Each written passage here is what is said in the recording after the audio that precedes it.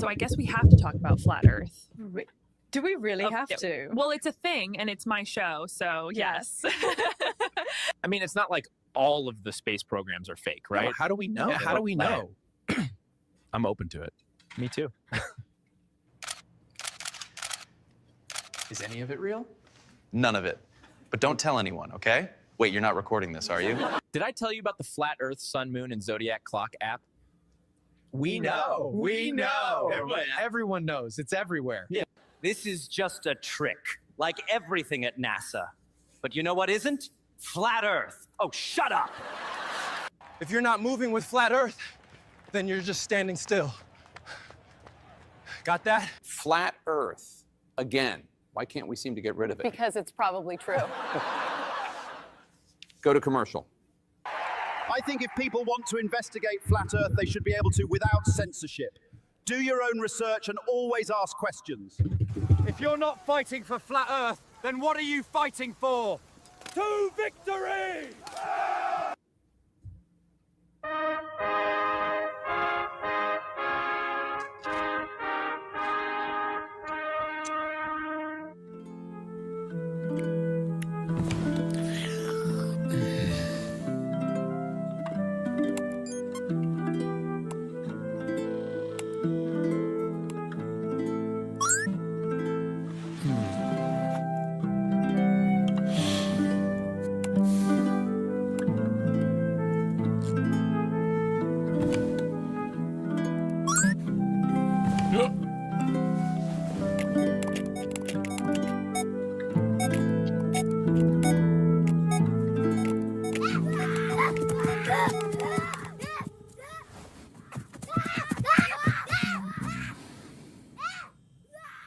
Space, the boundary of human achievement, the new frontier.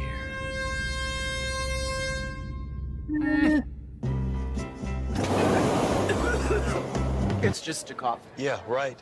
And the Earth is flat. In a few moments, you will have an experience which will seem completely real. It can be extremely harmful and result in severe trauma. You have 5 seconds to terminate this tape. 5, 4, 3, 2, 1.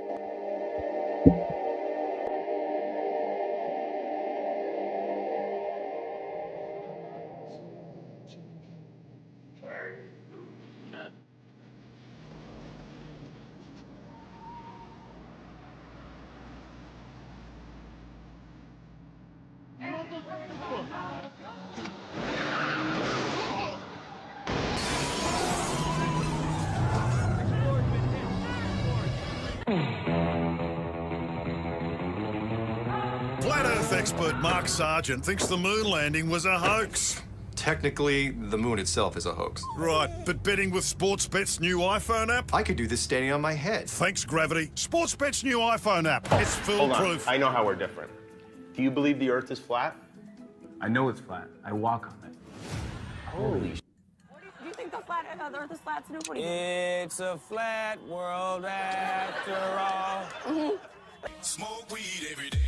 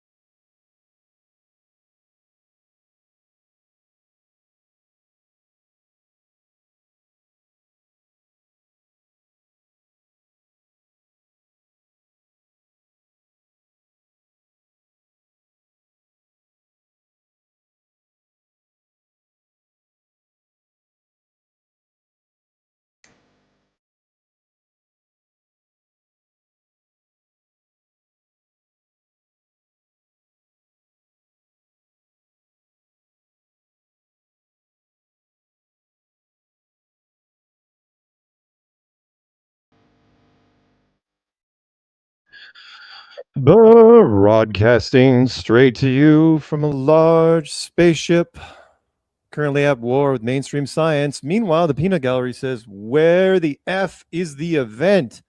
with a lot of exclamation points at the end. Yeah. I know. We're going to talk about it, though.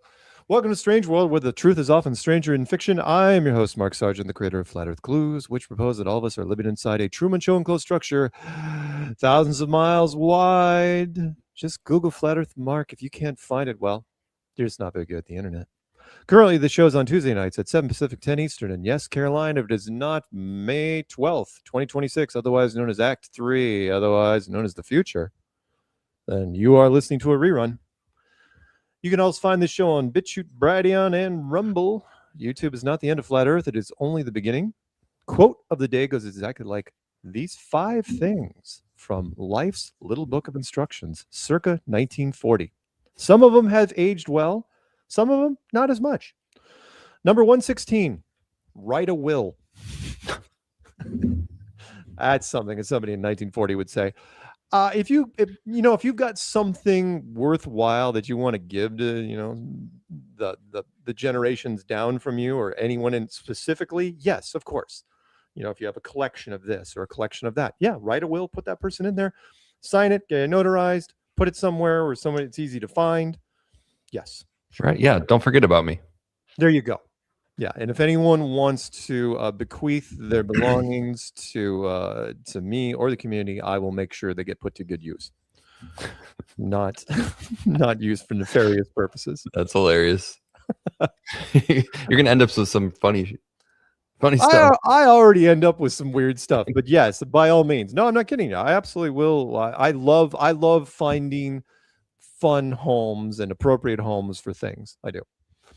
Number 117, install deadbolt locks on outside doors.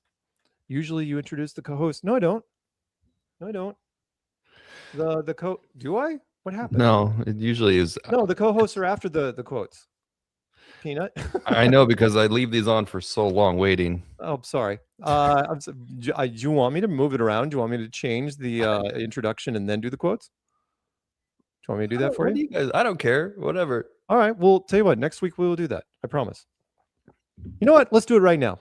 My co-host tonight, then we'll jump back to the quotes.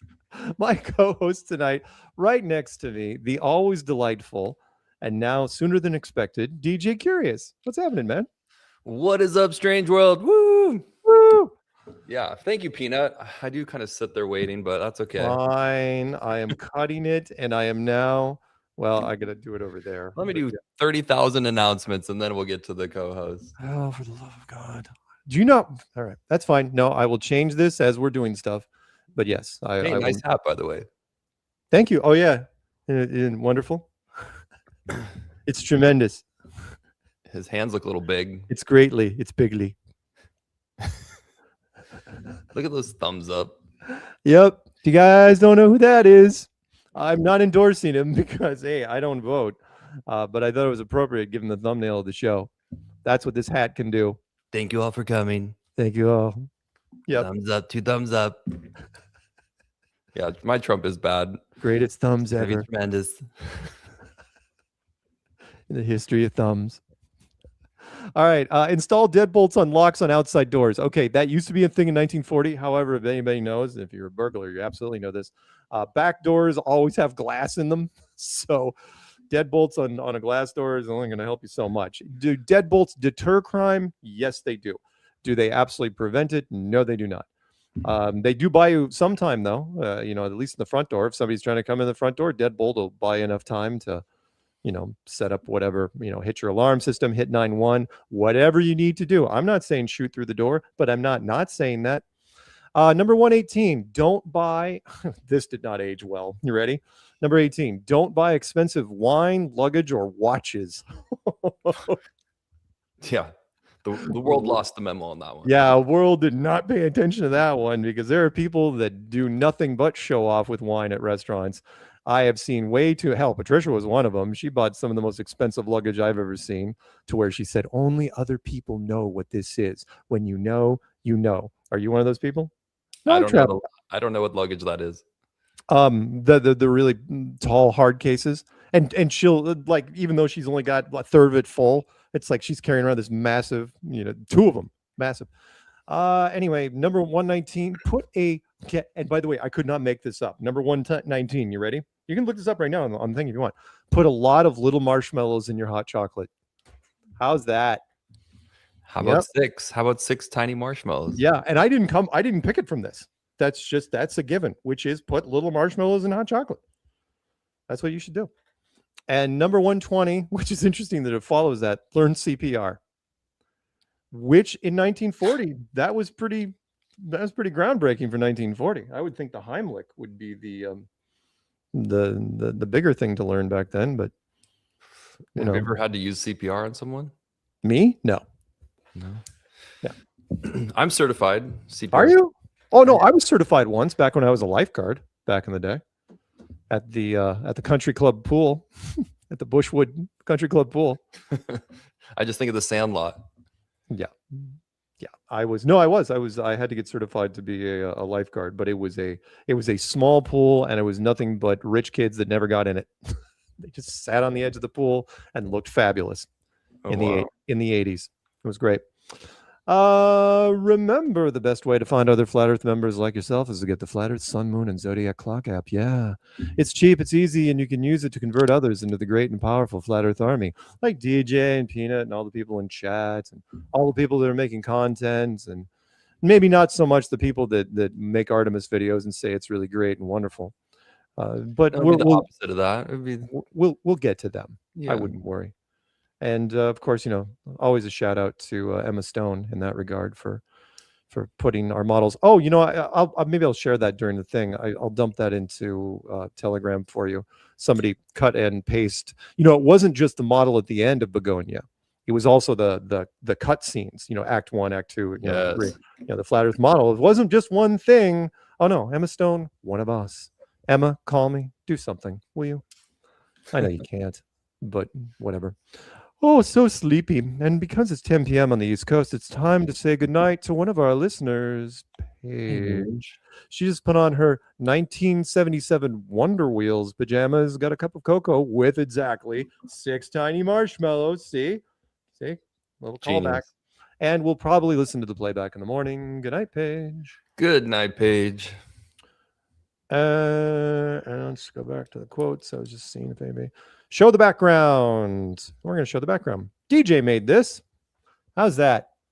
Another week of Alien Files. We'll talk about it a little bit. And yeah, I thought that was very nice. It kind of looks more dramatic than we're going to be able to deliver tonight, guys. But it's not a good sign when the thumbnail is exponentially better than what the government actually released. But again, we will talk about this. Peanut and I talked about this. It's not all doom and gloom. I think I need to put a giant LOL somewhere in the middle of it. Whatever.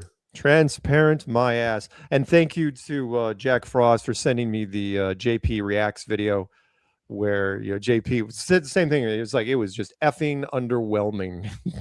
It was like, but I know what they're doing, which again we'll talk about. So got this back here. And hey DJ, do you happen to have any night vision? Maybe you can see stuff that's better than the government footage. Yes, look at that. Night vision from watchingangels.org. Discover night vision watching techniques. Pick it up. They're inexpensive. They're high tech. They got zoom. They got recording ability. Yeah, night vision from watchingangels.org. Okay, shout outs. One of these days I'm going to remember to get the sticker out before the show. Stephen Carpenter from the Deftones. Yeah, check him out on the Real TV, the Dr. Green Thumb show. And yet another week where my color palette is not as good as DJ's color palette, because DJ pays attention to color palettes and I don't. Look what else I got. What you got there? What's happening there? Space and LO. Where'd you get those? Oh, Steph. Steph gave them to you? He sure did. These are some of his newer stuff. Space, they go together. Space, LOL. You were always his favorite. Oh yeah, and yeah, I got a little sun over the last couple days, Peanut. That's why I'm looking a little more red than usual. I'm sorry. I'm not making fun of any demographic group. This is not me in red face. This is me, not me blushing either. This is me probably getting too much UV. if you know what I mean. So sorry about that. But yeah, I will fix the color palette. DJ and I will work on the color palette soon. Do you adjust it in StreamYard? That's where you adjust it, or you adjust it in your camera settings? Because you can do a filter on yourself that kind of. I am not doing a freaking filter on myself. Gen X, for God. Try it. What's wrong with that? What? No. No, it's more, not a filter of your skin. It's of the whole setting will be. You can try it. I don't know. I don't have one. Okay. Well, where's the filter? Is the filter in StreamYard? Visual effects, and then scroll down. See, like I can make it cooler, like this. Okay. Visual effects. Okay, I'm gonna hit one. You tell me what to hit. You tell me what to hit. Vintage. I don't know. Try cool. Let's see if that balances you out. Okay. Cool. There. That's cool. That do anything? Cool, warm, soft, dark, bright, original, pop, woof, black and white, vintage, cinematic. Peanut says soft. Okay, you know what? We're going with soft. I think just go back to original, actually. Or vintage. That's vintage. Original. Original is this. Yeah, that looks fine. That looks good, right, well, guys? Now you say it. Okay. Okay, we're gonna deal with that for now.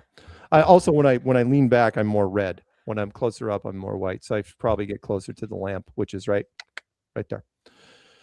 All right. So good stuff from meetups. Oh, okay. So Jesse's next meetup will be Saturday, May 18th from 6 to 9 p.m. at Red Rock Canyon Grill, 9221 Lake Hefner Parkway, Oklahoma City, Oklahoma. Please call him to RSVP at 508-340-2724 or email him at 400kmileprius@gmail.com. Other meetups of note, like this weekend, Fresno, California, possibly with DJ Curious. DJ says he's going to be there. I would take his word for it. That's the plan. I'm hoping. Yeah. So that promo is on my channel. If you want to see DJ and hang out with him, he's a cool guy. Seriously. And be sure to RSVP to Elin. You can find her information on the promo that you made a couple weeks back for the meetup. So that way she can have a head count and let us know if you're coming. Perfect. Chicago, May 30th. Colorado. These are all on my channel, by the way. Colorado, June 19th. Missouri, June 20th and 21st. Michigan, July 18th. Utah, August 8th. And Texas, November 14th and 15th. Also, International Truth Expo presents Mark Sargent and DJ Curious with Strange World, Angels of Light, Amy Elohim with Restored Identity, Kyle Adams with Abolished NASA, Matt Ladman with Frankenskies, the movie, and more exciting speakers to be announced soon. Tickets are on sale now. Visit internationaltruthexpo.com for more info or call 888-706-8185. Tickets are on sale now. Children 18 and under get a free puppy. No, free VIP ticket with a paying parent. Camping and RV. I was going to say free scorpion, if that made kind of weird. DJ sent me a photo. Would you send me a photo of? You sent me a photo. We also got TrutherCon coming up at the end of the year. Oh yeah, TrutherCon. Okay, we'll put that up in one sec. Save. Desktop. Save. Sorry, Carol, we're not cheating on you. It's just I'm cheating on you. But that's because I'm bad. You did say you'd like cheating, but I did. I thought you meant that more in games. I wasn't really. Well, that too. Well, I mean, what's the difference, really? You know, if I'm willing to cheat on a world gaming tournament, where do I draw the line? Exactly. That's not true. I am a hopeless romantic. I am always looking for true love. I just haven't found it yet. Let's see here. Camping and RV parking is included for 3 nights when you buy a VIP ticket. Now sponsored by Flat Earth, Sun, Moon, and Zodiac Clock app. Use code Carol-K when getting the app. Thank you, Flat Earth, Dave Weiss. And what people keep sending me stuff. What am I supposed to? It's the night. What 19th and 21st for what? Fat head. What am I looking at there? 19th and 21st for what? Who are you talking to? Peanut. He just put something in Jam in the Plane. Wait, do I not have that in there? Did I have Jam in the Plane? Watching chat. Why don't I? Colorado. June 19th through the 21st near Colorado Springs. Is that the promo I made? June 19th through the 21st near Colorado Springs, Colorado. Jam in the Plane number 6. Is that what that's what we're talking about? Okay. I'll have to revisit that promo. Sorry, guys. if I did not get that exactly right. Look, there's a lot of meetups. A lot of stuff's happening. So Jam in the Plane, number 6, June 19th to the 21st. Thank you, Peanut, for watching chat, though. Appreciate it. Okay, mailbag. Let's do mailbag. So Christian from Vegas, longtime listener of the show and longtime person who mails me stuff. You guys want to mail me, by the way, you can send it here to 2125 Myers Lane. That's MYRES. Langley Wah 98260. He sent me 2 things. One was these cool copper coins. They're conspiracy coins. I don't know if you're going to be able to see them very well. One of them has the pyramid Illuminati. It's a conspiracy coin. I don't know if you can see that very well. But on the far side, it is a flat Earth. It's a flat Earth conspiracy coin in copper. There's a flat Earth asteroid. So he sent me a couple of those. That's cool. Those are kind of fun. Interesting. And then he sent me a newspaper from July 21st, 1969. And this shows you the propaganda. Look at that. Giant leap for mankind. Yep. What date does that say? July 21st, 1969. So yeah, Peanut and I were alive for that one. Not very old, of course, but yeah, that's the sort of propaganda. That's huge font. That's what everybody saw in their newspapers. In fact, this newspaper was in Salem, Massachusetts. So thank you, Christian. Yeah. So how much longer after they had returned was that printed, or was that, when did they allegedly go to the moon? Good point. Hang on. That was liftoff from moon. Oh no, that was that day. That's when it took off, supposedly, right? So how do they already have pictures? Like, wait, what? Oh no. This is just the headline saying it was going to happen. Oh, okay. Yeah, the first human moon landing occurred on July 20th, 1969. Yeah. So yeah, this is the 21st. So they were on their way. By the time this paper came out, they were already on their way. No, they had landed. They landed on July 20th. Okay, so there you go. Whatever. Doesn't matter. It wasn't real anyway. But that's the sort of, when this is the front page of every newspaper in the world, then yeah, the points are going to get across. No question. All right. So very, very fun. Thank you, Christian. I appreciate that. And you're going to have to email me and tell me where you got the coins. Those are kind of fun. I'm going to turn those into refrigerator magnets. I'm going to put magnets on them. But yeah, conspiracy theory with a big eye that's drawing me in. Okay. I think that's it. I think that's all we got. So what should we do first? We got some things. All right, let's get the obvious out of the way. As you know, the White House released some UFO files, and they were stunning and really, really great, and showed that they had full transparency, or they were worthless. Again, JP Reacts did a wonderful video on it, saying they were just effing underwhelming, and I absolutely agree. But I have a theory behind that. In fact, should we show one of the things they released? Let's do it. Yeah, let's do. Well, hell, let's do the little Trump video thing, because this was the part 2, right? Oh yeah, we have that animated version of Trump declaring flat Earth. Yeah, let's do the animated Trump thing first, and then we'll go from there. Which one was it? Well, hopefully if you guys saw it last week, we played it on Strange World and in the lounge, but this is part 2. There we go. As you know from the previous episode, and we went to the edge to break through the firmament. You have to imagine this. There's a giant ice wall. I saw it myself. I was freezing. I look up, there's a huge ice wall the size of Mount Everest. You wouldn't believe it. So you can't get over the edge. Even the polar bears are like, sir, you can't make it over the edge. We've been down here for millions of years.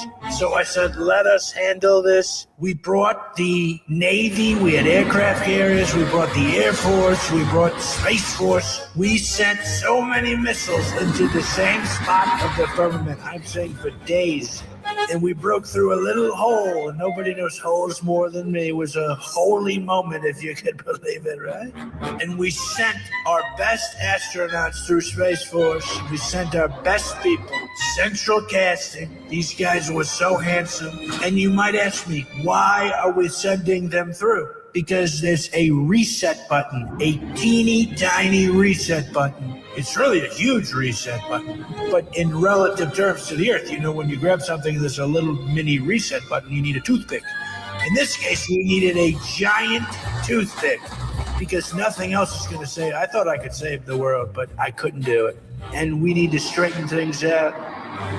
So we brought a giant toothpick through the hole with Space Force, and we hit that button like no one's ever hit it before. You have to reset. The Earth is a mess.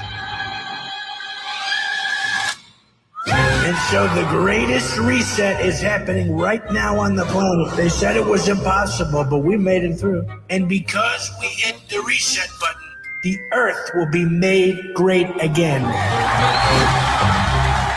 Wow. Wow. Yep. I like that video a lot. By the way, I did not watch that till just now. I did not preview it. Oh, okay. So my favorite part was the aliens eating popcorn and the reset button, which you guys have seen. I've had underneath my name for a number of weeks now, because if I ever, unfortunately, I'm going to break it to you guys. If I get access to the reset button, I'm not consulting. I'm not texting anybody. Assume it's going to be hit hard by me. I don't need a toothpick. I will be lunging at it. There's going to be no monologuing, nothing like that. Nope, no pondering with deep insight or revelation. What happens when you hit the reset button? I have no idea. But there's my life for me, which is like, why not hit it? Right? Give me a reason not to hit it. Because what? Because it could make things. What if everybody's wiped? Is it begonia reset? Like everybody dies? I don't know. But I'm not gonna. I don't want to hear this. Like, but I have plans. I was gonna go to the beach this weekend. It's like, no. You know what's funny is there's gonna be somebody out there that's like their life is going just the way they want it, and there's other people that are like, yay, hit the button. So you know, I guess you can't please everyone. I have thought this for years. Absolutely years, which is like, what would I do if a shiny red button like from Dexter's Lab appeared in front of me? And it's like, no, there's no peer pressure. Anyway, so I love the reset option. Wonderful. Thank you for that. Remember those toys back in the 80s? It felt like a lot of those electronic toys back then had the reset button that you had to reset the whole computer system, like Tamagotchi or something. Computers to this day, the computers should not work like they do. That you should not have to reboot a machine to make things work. I cannot tell you how many tech support issues I have handled over the years where, again, if you've never watched the BBC television show, The IT Crowd, that was their running gag, which was, did you turn it off and turn it back on again? Oh, work? Great. And they just hang up. And that was like running gag. Every episode, they would do that at least 2 or 3 times. Yeah. So anyway, cool. Yeah, very nice. But yeah. Okay, a couple things about that video. One, again, aliens with popcorn, brilliant. And yes, it's funny because it's true. Thank you, Peanut. The other part is it still bothers me that the AI version of Trump in this video speaks so much better than the actual Trump. True. So much better. So much more clear. The sentence structure, just the repetition's almost not there. He speaks how he should talk. That's how he should talk. Right. And he's not. I know, right? The cartoon makes him too likable. It does. This is actually a way better. No, I mean, that cartoon version of the president. Oh no, I'm all for that. That's the thumbs up right there. The cartoon version. This is where AI is used, in my opinion, for good. This is pretty cool. Like having like Spencer Pratt. Have you seen any of the Spencer Pratt campaign videos in LA of what's going on right now? Do you even know about? Dude, he is roasting the incumbents with AI and these crazy videos. So maybe we'll get a chance. If we don't play it here, we'll play it in Strange Lounge. So check it out after on my channel, DJ Curious, because it's pretty incredible. You'll be blown away. Here, let me show, since we're here, let's share screen window. Do you see that? There we go. Dun, dun, dun. TrutherCon 2026 special guest DJ Curious. Buy your tickets now at truthercon.com. Dallas, Texas, November 7th and 8th, 2026. Best truther convention in the nation. I don't know if that's true, but maybe. Question everything, expose the lies, see the truth. Look at that. Hey, and that's, we're going to be right around the corner from International Truth Expo, so I'll be making the rounds. It's going to be super exciting. You're so popular. It must be tough being you. I don't know if I'll have a presentation, you guys. I don't know how popular I'm going to be. I'll be there to say hello and cheer everybody else on. So as much as, oh God, this is the disappointing thing. So after you watch the AI version of Trump doing the whole go to the ice wall and punch a hole in it, and again, why wouldn't you try to punch a hole in it, right? That's what we did for 4 years, the United States and the Soviet Union. What did we get? Well, we got this crap right here. In fact, do we have music? The fact that they have to add music, I shouldn't even play the music. Wow, that's really great. I can know it's artistic, black and white.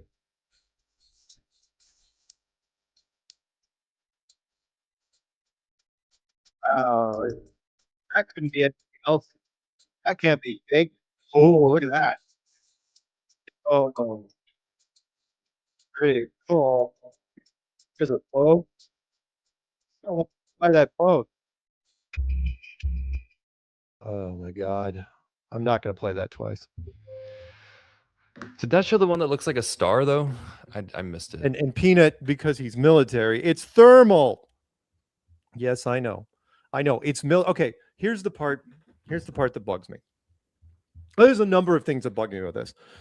One, they're releasing the worst stuff first, which is this is not the stuff that various government officials say it's going to blow your mind, because nobody's mind got blown at all. This is lame stuff. Again, it's monochrome. It's military footage. Most of it was taken by either planes or drones. It's grainy. The resolution sucks. And it's not impressing anybody. Why? Because hardly anybody's even sharing it.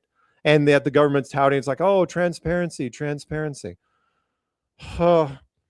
Okay. Let's get into this. A couple things. If you're gonna, and I think they're drip feeding us. I do think they're doing this, which is like, okay, so you show us I'm being optimistic when I say this. So this is your first round of stuff that you're sending to us, right?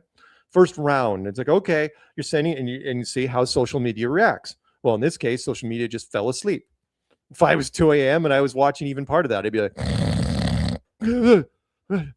I would be just knocked out cold because there's nothing there to see. So is there a second wave? And some government officials already said, well, that's nothing. Wait till you see what's coming next. It's like, well, you can't say what's coming next. You should just say what's coming eventually, or something maybe you saw. Peanut jumped in at one point before the show, and he goes, why aren't we seeing anything that shows the aliens? Because you got footage of them, right? Or something I thought of that I don't know why other people haven't brought up, which is we've already made a television movie about it. And if you guys want it, I'll show you, which is called Roswell. If Roswell was real, this is your time to talk about it. It was a movie with Kyle MacLachlan and Martin Sheen back in the 90s. So why aren't you showing any of that? You don't have to show the alien bodies if you don't want to. Show the craft. You took video everywhere out there, every step of the way when it came to that thing. Why aren't you showing any of that? And that would go a long way. Or something that maybe landed next to an army base that's in color. Or if it's not in color, at least black and white where you enhanced it a little bit. Clint, there's no production value here. Sorry, DJ, I know I'm talking a lot. What did you think when you saw it? No, I agree with you. I'm like, where's the color footage? Come on, this is the best that they have out of everything that they've allegedly been documenting. No, I don't know. It's crap. So it's crap, which is why I want to play. I want to play this again. Oh, you've got another video up for me? What you got? Yeah, I guess got more clips that we could kind of click through or whatever. Let's show some of these. Why not? Go ahead and hit play if you want. That's supposedly from the government. I don't know what this is. Dude, I do not buy this for a second. but it proves a point. And by the way, I think it's on loop, right? Yeah, there's that. This is the most interesting one that I've like, okay, what? Okay, is this supposedly released by the government? Supposedly? Oh yeah, it's some sort of star-shaped. This is like, okay, it looks like could be alien, right? Apache 64. Yeah, I know what it is, but I don't think that was a real one flying over the city. Okay, so does the star have video or is it a still shot? Yeah, it's oh, at the that's bottom. what it's supposed to be. So the top part is the still shot. Yes, that's the point.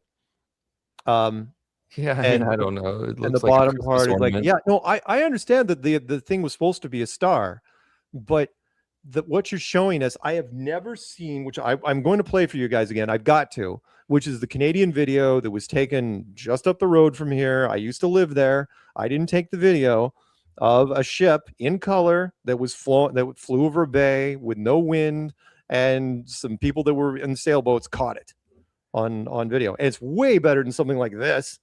I don't even know what kind of boat that is. And this little tiny thing flies by. Right? I mean, come on. It's just, you can't hype it up and then give us just the bare minimum. Unless you're afraid, unless you did a focus group and you thought that it was going to scare people, or it was going to be too mind-blowing. Look, all you have to do is release a video. Doesn't even have to be a lot of videos, just a video of a big craft coming down with any sort of detail. You don't want to have things walking out of it, fine. Don't have things walking out. But for God's sakes, make it at least somewhat compelling to where the other people can just download it and run it through all its filters, make sure it's not AI, make sure it's not doctored. And then if it's legitimate, the internet, it'll resonate with the internet and they'll love it. It'll be great. It'll be fantastic. All I know, if I was on the Globe side still, I've been waiting my whole life for this, and this is what they showed me. I'd be like, are you freaking kidding me? Like, come on, this is nothing. Roswell alone should have a ton of video or still shots. And I know there's been, but potential fakes. You've seen them over the years. Alien autopsy films from Roswell. I can't tell if anything's real or not because, well, the government won't put its stamp on it. So if it's especially now with AI, unless the government puts its stamp on it, we can't even consider it at all, which is silly because why would we believe anything the government says anyway? What am I looking at there? I don't know, some orb flying between those windmills that generate power. Oh, kind of like this. Yeah, it's like, all right, a tiny dot that's flying through windmills in what appeared to be either thermal or night vision. Thermal. Yeah. Wow. That again, here's the problem you have with Artemis. Here's the problem you have with this, and that is because AI came out when it did. It's so much flashier, then so much better. You can't show this to somebody and the person immediately, their knee-jerk reaction is like, oh, that can't be faked. In fact, you'll get the opposite response. It's like a junior high kid could fake this. Give him half a day, he could do it. So don't tell me that this is the best you can come up with. You gotta come up with. Yeah, I had a teacher in middle school that he faked a UFO photo in his local town and got in the newspaper. He just took a Frisbee and put a plastic cup and taped it to it and shot it up where it's like backlit from the sun or whatever, and put it in print, sent it to the news station. They printed it, and he had to come forward and be like, no, it was just a prank because so many people were falling for it. Look at the I think it was in England, was it? What is the whole field covered with fog? Yeah, I know. It's a terrible thing. Okay, let's get, what else you got? Anything else? Whatever that is.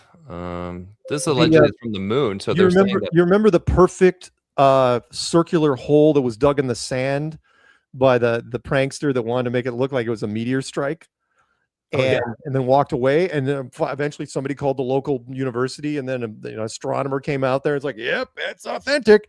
It's like, holy smokes. It's like, really? Or hell, let's use David Weiss's examples. You watched some of his videos. How many different things has he faked to be planets? And the people's like, oh no, that's my favorite one. Yeah, that's a planet. That's a planet. No, that's my dishes. That's my dishes too. Apparently, I never do dishes. He just has tons and tons of things. That's a frying pan. That's a frying pan. Paige doesn't do the dishes. Got it, yeah, again. I know exactly. For him, it's a never-ending joke. It's like, I got you there. They're like, yeah, that's a plant. That's definitely a plant. No, it's the bottom of a cup. No, it's a trash can lid. No, it's a piece of salami. It's like, it's never. I know, he never gets tired of it.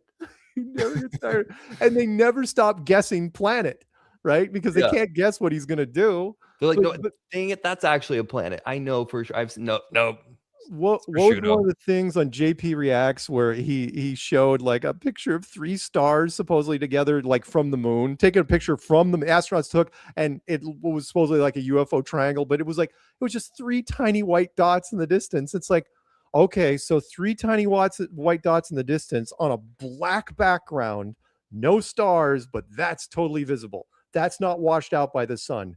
Sure, why not? And that's your best shot from the moon, by the way? Nope. All you're doing there is reinforcing the moon, which means you're lying off the bat. It's like, okay, show us more moon photos. Sure. Well, that's what this is right here. Allegedly UFOs from the moon. This was released as well. Like, oh, these have been. It's just freaking crap. I don't know. I don't want to. So anyway, so here's bottom line. Oh, that's a good shot. Science fiction has made everything that science fiction has made since the 1950s is better than what what the government released. It was just worse. It was absolutely the worst, lowest grain crap I've ever seen. It was like so. But I do want to, even though Globers are like, damn, that was crazy. Okay, let's see those Epstein files. You know, even if you're not a flat earther, they've got millions of people just going, stop trying to distract us from the Epstein files. Right. So let me show you. I want to pull this up. Go ahead and kill that. I want to show you the. I'm going to play the Oak Bay thing from Canada, from 2008, and I will. Let me see if I can. I'll do a video file. Video file.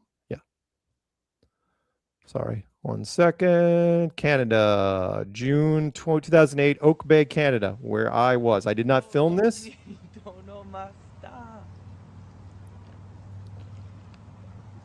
And they turned it into a little mini movie. Why the hell wouldn't they? Back in 2008, what the hell was social media doing back then?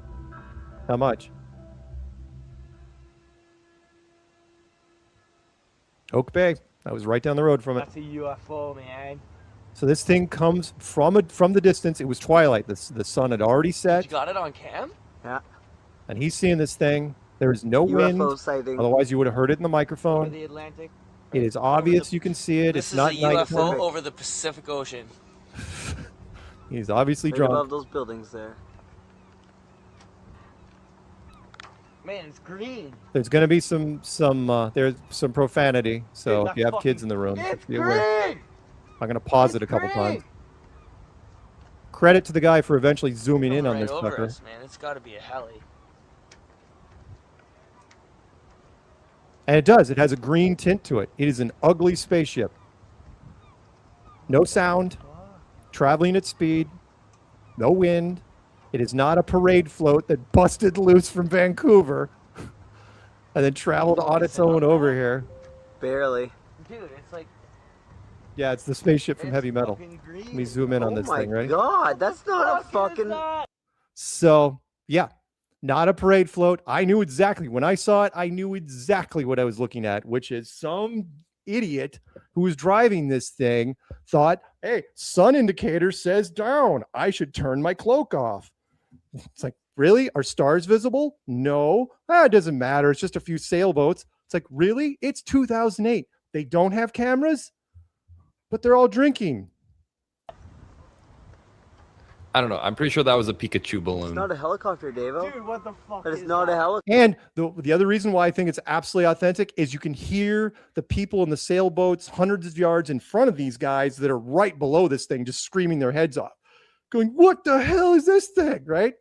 Not a parade float. Helicopter, man. Man, I'm looking right at it. Oh my God. Let's pause that thing again. Why? And another reason why I like it is because it's ugly. It's not symmetrical.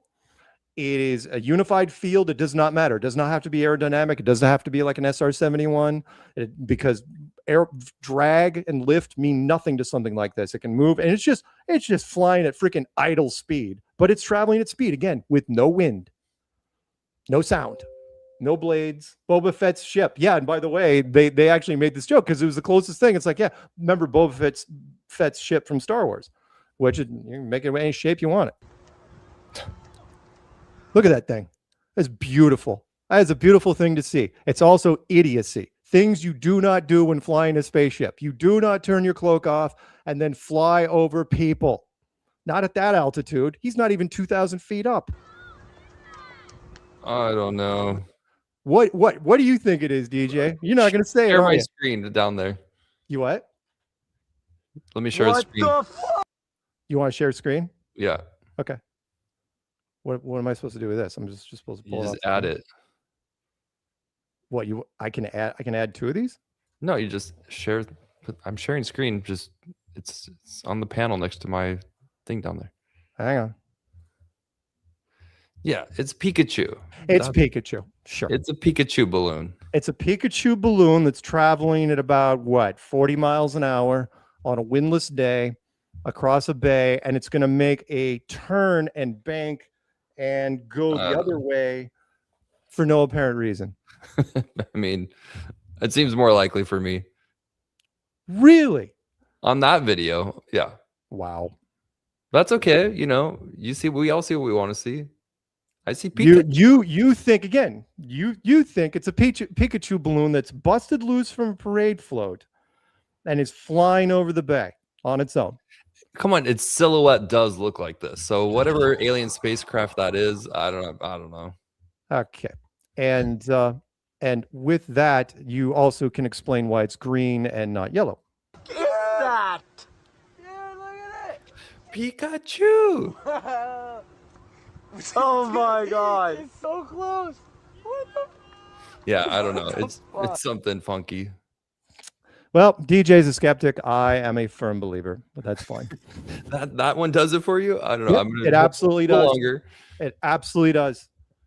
I believe that wholeheartedly. Besides, why wouldn't I be more likely? All right, let's back up for a second. I'd more likely believe that than I would any of the government stuff. Because the other stuff, the government stuff, those tiny little things. No, this thing was in color. It was quiet. You had audio and video. You had multiple witnesses watching it, and at no point did anyone think it was say it was a parade float. Hey, well, keep an eye out, guys. But here's the thing that's interesting, right? Who cares? The footage is not great, whatever. But the government is saying it's really UFOs, that it's alien craft, that they've encountered non-human biologics, they've recovered crash things. So they're just rolling with the narrative that aliens are real. For you, what I'm going to do is when the aliens do show up, one of the first questions I'm going to ask them is, I'm going to refer to that thing. And I'm going, can you tell me what crap of model craft that was? At least what race was driving it? What idiot of yours? Yeah. Who was this? Who broke protocol? No, I'm absolutely serious. I'm a huge, look, I used to watch with night vision binoculars. I used to watch a lot of things in the sky, and there are rules. There are rules for a reason, sort of like a prime directive type thing. And that is a thing. You want to stay at altitude? Fine. That's just lazy right there. Whoever was smoking whatever in the inside of that ship, it's like, oh yeah, we got this. Much like the Peanut was saying, the heavy metal thing. So if we have autopilot for the Artemis missions, don't you think aliens would have something? Why would they even have to fly their own ships? Why would aliens have to fly their own ships? Yeah, Artemis allegedly just did its own kind of autopilot around the moon. Yeah, but there were still people in it. Why do we have people flying our commercial? You've got endless technology. Don't you think you're going to just maybe kick it on the mothership while your little drones go out and do your thing for you? Well, yeah, unless you want to actually, a pleasure drive. I mean, why do you ever drive a car out to the coast? Then why are they crashing all the time? What, ships? They allegedly are crashing all the time. The government is saying aliens are, first of all, they're bad drivers, crashing all the time. Government, hang on. Peanut says government has not admitted anywhere in the files that aliens might exist. That's the cop-out part. Oh yeah, that is early. That is true. Which is, yeah, the government released all this stuff, by the way, of these images, and at no point did they say that aliens were tied to any of it at all. Which right, but it implies it. Come on. It implies it, but they never said it. So you have David Grush, that guy who went before, whatever it was, his congressional hearing, and he's talking about no, the government has. So they're trying to leak it, but not coming out and saying it. It was a weird week because then you had JD Vance saying that he thinks they're demons. So it's kind of wild how they're just even acknowledging it at the level that they are. But we all know they're set it up for something. I mean, this doesn't exactly. What happens now?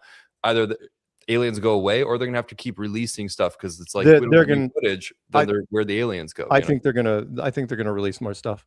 By the way, I just want to get this out there, which is this is the shot from Begonia, the other shots, which is like this is one of the cutscene shots. So it wasn't just the end of the movie; they were slowly revealing. I think this was the last intermission scene, or the cutscene before the final act. And yeah, pretty easy to spot what that is. Again, not in the original South Korean film. Emma Stone, she's absolutely one of ours, and she was also the lead producer in it, so she put it in there. Let's jump over to the thing, because I know people are going to ask every once in a while, which is, what about the hantavirus? It's like, okay, I don't think the hantavirus is going anywhere.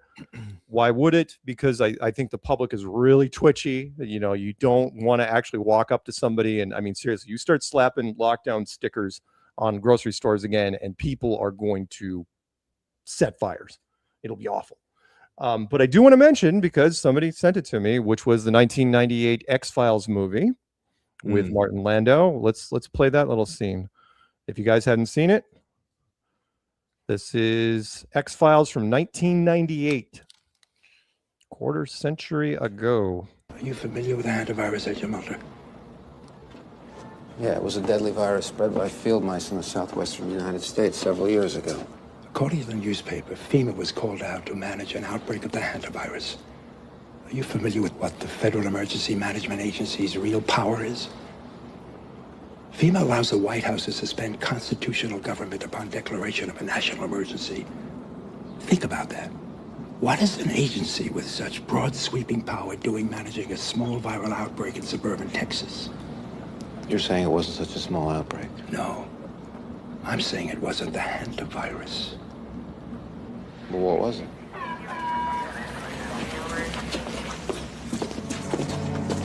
What was it? When we were young men in the military, your father and I were recruited for a project. They told us it was biological warfare, a virus. What killed those men? What killed them, I won't even write about. We have no context for what killed those men, or any appreciation of the scale at which it'll be unleashed in the future. A plague? The plague to end all plagues, Agent Mulder. A silent weapon for a quiet war. The systematic release of an indiscriminate organism for which the men who will bring it on still have no cure. They've been working on this for 50 years. While the rest of the world have been fighting gooks and commies, these men have been secretly negotiating a planned Armageddon. Negotiating with whom? I think you know. There you go. Martin Landau, he's a good actor. Yep, Martin Landau, of course, one of the leads from what I consider to be probably the most influential sci-fi show, if not television show ever, Space 1999, which was shot in the 70s, inspired Star Wars, Star Trek, Aliens, to Terminator, all sorts of fun stuff. All the early sci-fi directors leaned on it. Also, something I forgot from the meetups. Let me do a quick image thing. Let's find the Russian agent from one of our meetups. Share screen. Okay, DJ, who do you think? Let's go around the room here. Who do you think is the Russian agent? Is it? Okay, this guy might be too obvious. He's the only one looking at the camera, though. He's the only one looking at the camera, but I would go after the people that aren't looking at the camera. This guy right here, obviously, Ivan or Vladimir or something. He could probably, could be this guy. He's not looking at the camera.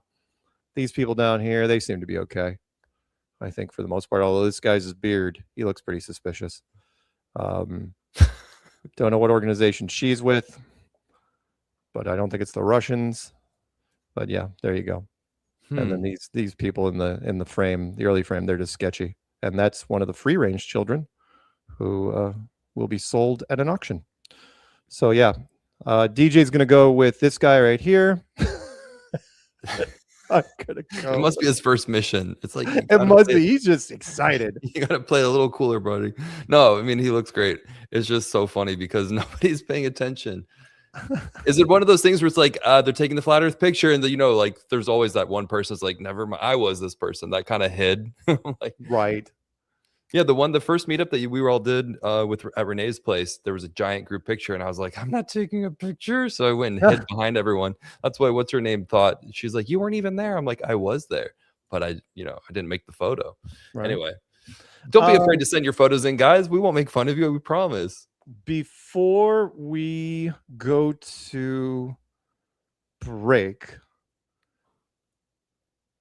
I would like to show because I really enjoyed it. And again, I'm Gen Xer. I was thinking of showing that it'd be a nice little almost a fade out to break would be the 1980 versus 2026 color versus monochrome thing.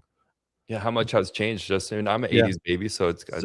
So again, this is AI created, but it's not far off, which is yeah, I mean, they say 1980, and honestly, for me, it looked like 1983, but who's picking, right? So let's go to video file.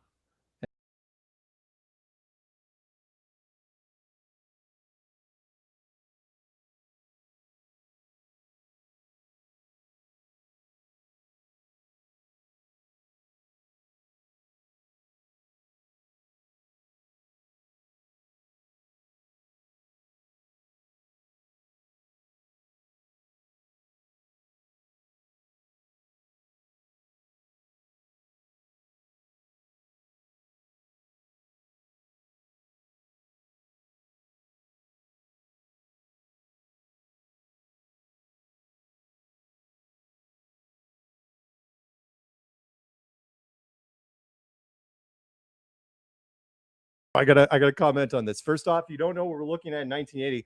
That's it's pretty close, if not mistaken. That's bench seating. If you don't know what bench seating is, there used to be just a big bench in the front seat. There were no individual seats. There was no center console. Oh no, you could yes. Oh, was that a split bench?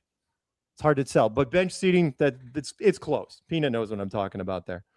There's also a scene coming up where I actually thought it was a freeze frame on the kids that were looking on their phone when they're sitting next to their car, but they're not. It's not. It's a full motion video. It's like they're just not moving.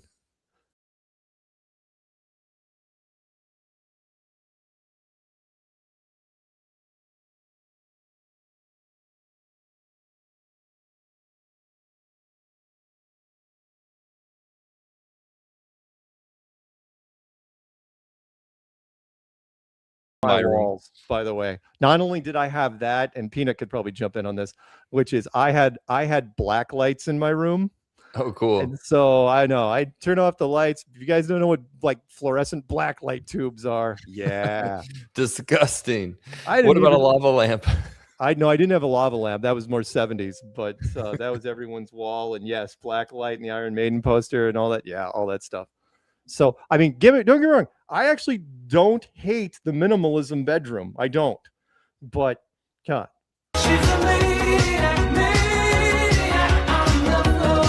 Yeah, this shot right here killed me because 1980, you're just hanging out with your friends in the back of the car. 2026, I'm serious. I watched this for a couple times. It's like, I thought it was a still shot. No, they're just on their phones, not moving.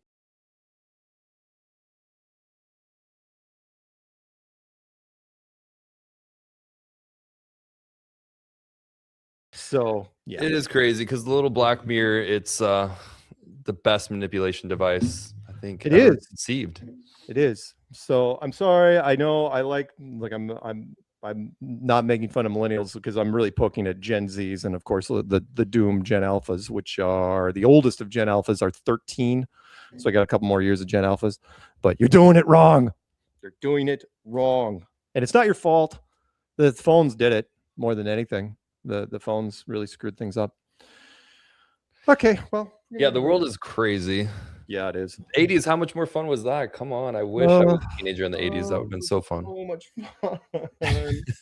The colors. Now I'm like, bring the fashion back a little bit. Maybe not the hairspray, but well, again, we didn't care. That was just peer pressure. Just wasn't as strong. I mean, yeah, you had your so many quarters in arcade games. Yeah, not for me because I was good and I knew how to work them.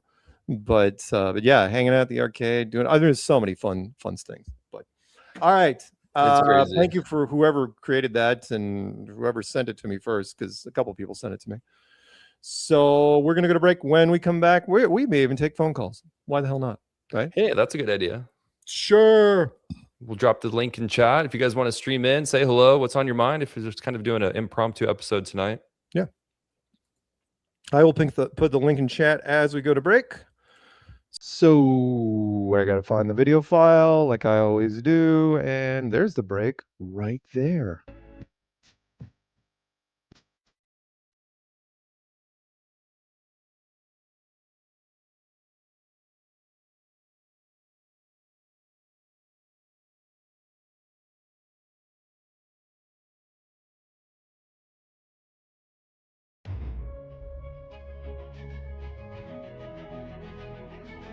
The Flat Earth Clock app has a new feature that will be a game changer. Flat Earth proof flashcards are here. Over 200 proofs destroying the globe. Swipe to go to the next card or click the shuffle icon to go to a random card.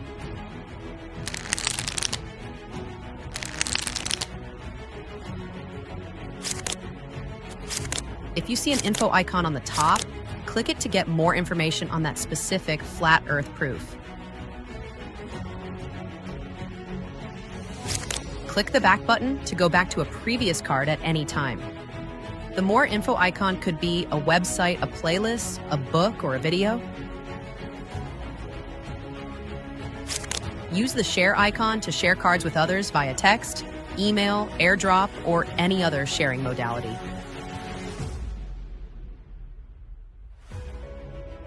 Update your Flat Earth Clock app today and start increasing your Flat Earth knowledge and sharing it with others.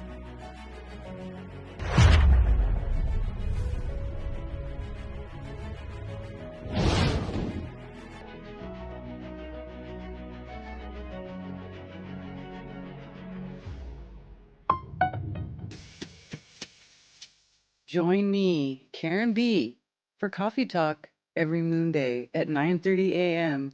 on YouTube, Rumble, Rockfin, Odyssey, and X, where we discuss everything under the sun. Sometimes we do live research, and I open the phones. It's a great way to start the week. Shout out to Mark Sargent, Steph Tone, and all the real ones out there.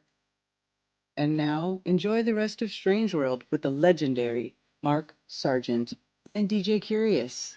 Stay flat, y'all.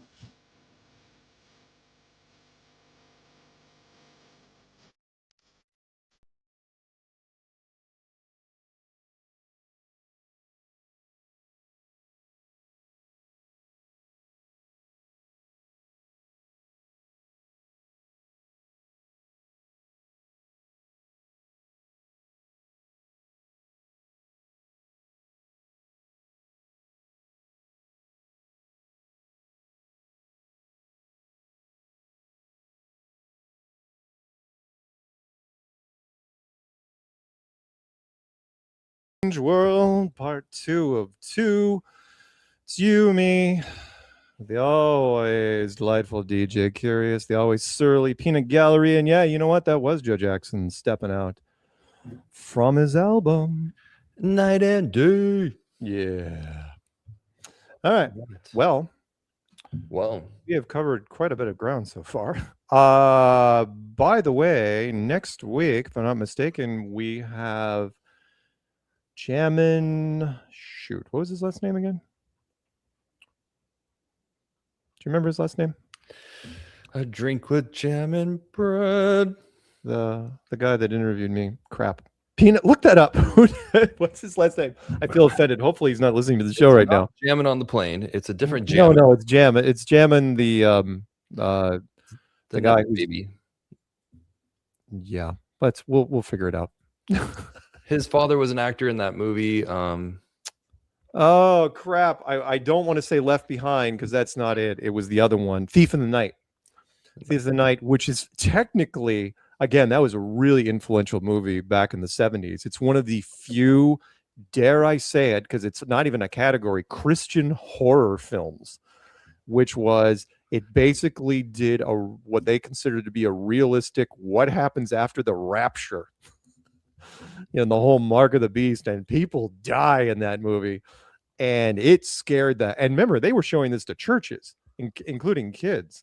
And if you never looked up A Thief in the Night, please do. Anyway, he's the son of the guy who played the guitar player in it. I can't remember the character's name. Doesn't really matter.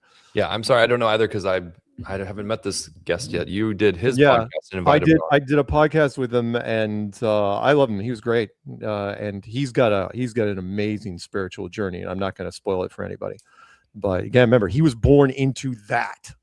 His dad was part of the production team that made Thief in the Night in the 70s. And if you're not old enough to understand what that movie was, if you were born into that, I can't even imagine what was going on. I mean, you took the rapture and revelation way more serious than the rest of the people.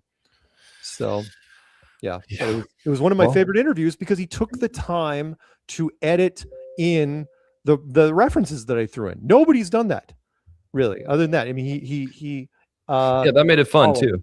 Yeah, Coller, Jam and Collar. Yeah, it made it really fun, because I used some pop culture references, and then he threw in his own references. He threw in scenes from Thief in the Night. I was like, and I told him, I go, dude, you're my favorite interview ever now, because you actually put in the cut scenes, and his editing is really good. It's really snappy. Mm-hmm. And it was just great. Like, man, I wish more people would do that, but it was fun. And he made again, people said, why did you include the girl in the thumbnail? I go, I didn't pick it. AI did, because the girl found the Terminator Easter egg, which I thought was so fun. Guns N' Roses. Guns N' Roses. Gun in the Roses box. Or gun in that Roses box. It's hilarious. I should probably write her. Well, it was a great interview, and it's cool to have Jam. And so is he a flat earther or still on the globe side? No, he's still on the globe side, but it doesn't really matter, because he was very kind, very nice.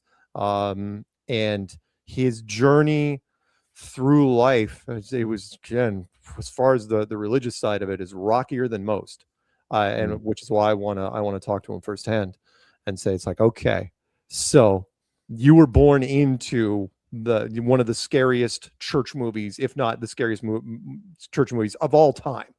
Again, you look up the wiki page on Thief in the Night, and you will see some really amazing stuff. I mean, it made a lot of money. As you can imagine, it was, you know what it was, as of its day, it was almost like, God, I don't want to be sacrilegious when I say this, Passion of the Christ, the Mel Gibson movie, where none of the studios would back him, and so he made it by himself. And if you can imagine, every relevant church that was willing to do it, they bought dozens of copies of that movie per church, and I mean, if not cases of them, and he just made tons of money off this thing. And so he was totally vindicated. It's like, screw you guys, I'm going to do this. The Thief in the Night, same thing back in the day, but with VHS, because when it came out, VCRs were just coming in. And by the time we reached like 1980, churches were like, what Christian things can we get that will really hit with an impact? It's like, and the word got around, you know what to do, watch Thief in the Night. They showed it to our youth group one weekend. Terrifying. Absolutely. It's like, you do not show that to anyone under the age of 18. Not then you don't. And they were showing it to kids Was that it were like Left Behind? I haven't seen Thief in the Night, but I saw well, Left Behind. The Left Behind doesn't happen without this movie. This movie inspired the whole Left Behind franchise. This was one of the, it's like, oh, we can address the rapture on film. Yes, we can. And these guys were not screwing around. These guys were like, well, let's do this. It's like, how far do you want to go? Who cares? You remember the 1970s, you could get away with quite a bit. Remember, the rating system didn't even, in fact, in 73, Peanut, look this up. What did we even, we had G, PG, and R, I think, in the 1970s. I know we didn't have PG-13, but we should probably look that up. So yeah, they got away with a lot.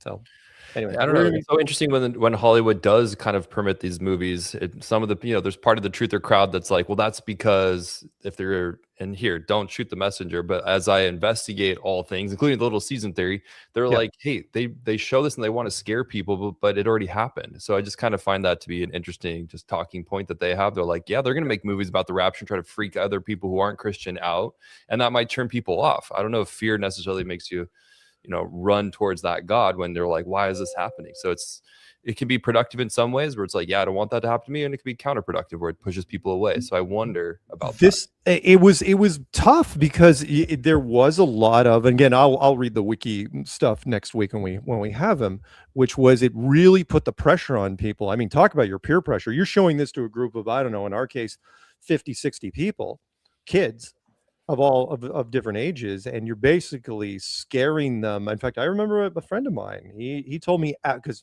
there's you brought in some plus ones into this, kids that weren't part of the church, and that turned him completely off from our church. He's like, to where he was throwing out words like cult, because it was a very cult-like movie in that, after the movie was over, it's like, okay, let's talk about this for another hour. And at that point, everyone was shell-shocked, but it really went into the cutoff. Rated G, all ages admitted. Sorry, Peanuts writing me. Rated GP, parental guidance. Yeah, GP back then. Rated R, restricted, and then rated X. Funny how the cutoff was 18. It wasn't 18, it was 17. Yeah, isn't that funny? But it was really going into the whole, really focusing on the mark of the beast and how the people that were still around had couldn't buy or sell things, and eventually mobs were formed, and a different police state was formed, and they hunted people down, and if you didn't have the mark, they killed you, and they did not hold back. I mean, I'm pretty sure, if I'm not mistaken, they used guillotines in that movie. I mean, it was really like French Revolution epic type stuff, and it was like, wow. What's happening here? So if you're being introduced to Revelation for the first time, yeah, not a feel-good film. That was for sure. Left Behind was way softer by comparison. Okay. Way softer. More bigger in scope, but it wasn't nearly as brutal. Well, it just makes me wonder, because the whole thing that's going on in the truther community is that there's the people saying the little season, we're in that, so all of this would have already happened. That would have been the rapture, that would have been the second coming. And I know how a lot of people are going to feel about it. Carol, leave your caps locks off. It's okay.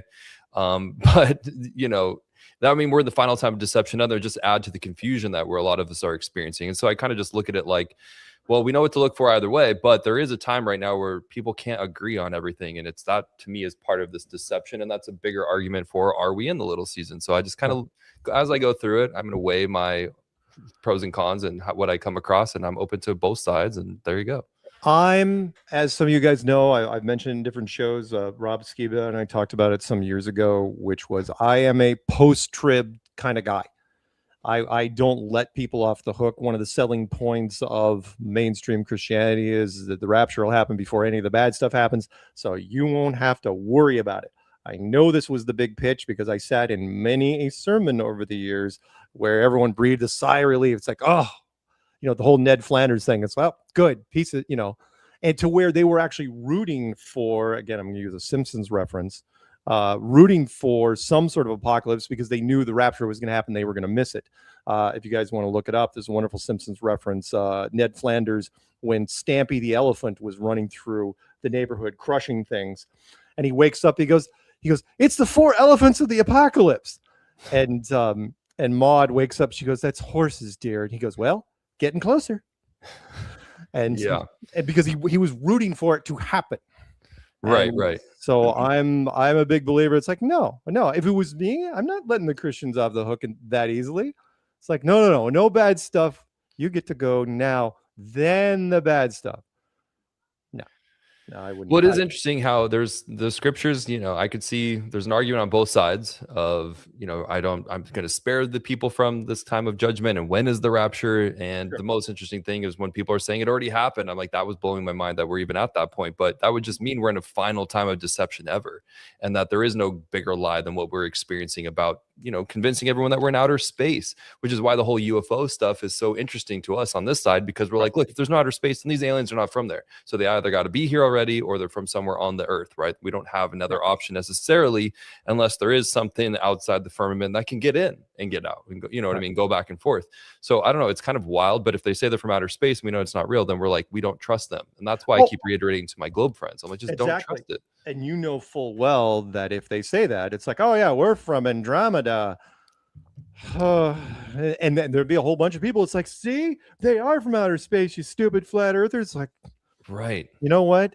You didn't believe anything, but you're going to believe these blue people here and do whatever they say because they got a cool spaceship and they're hotter than you. That's what you're going to do. Yep. Idiot. Stimpy, you idiot. Yeah, and they will. They're going to do it. And there's not, and it's like, oh my God. So when the scientists say flat earthers idiots, it's like you yell pretty hard. But when the aliens who you didn't believe in now say, oh, well, yeah, we're from whatever, whatever solar system.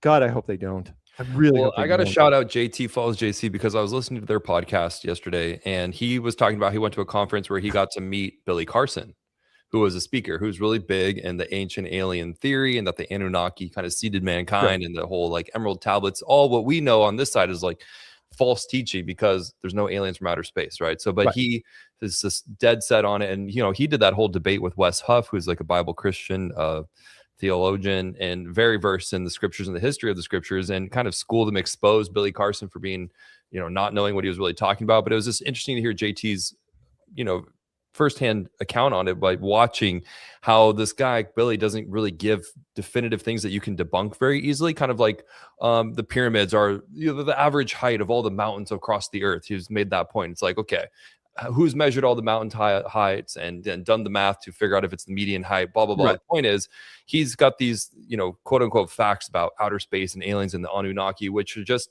we know as the biblical side repackaged. These aliens have repackaged themselves from being demons. So it's just kind of a crazy, I don't know. That's why I think it's wild times. And with the U.S. government saying, look, maybe they didn't come out and say verbatim, we have aliens. I mean, but there's just the slow drip of this information for generations now. It's like aliens are real, outer space is real, and the government's just pushing it right along. We're just at that point in the storyline. Yeah. Yeah. And I know we've been downplaying for a couple of weeks now. We've been downplaying the whole government releasing this stuff. And yes, in context, if you went back 20 years and ran the same story, oh yeah, it'd be a bigger story. No question. But so much has happened in the last 20 years.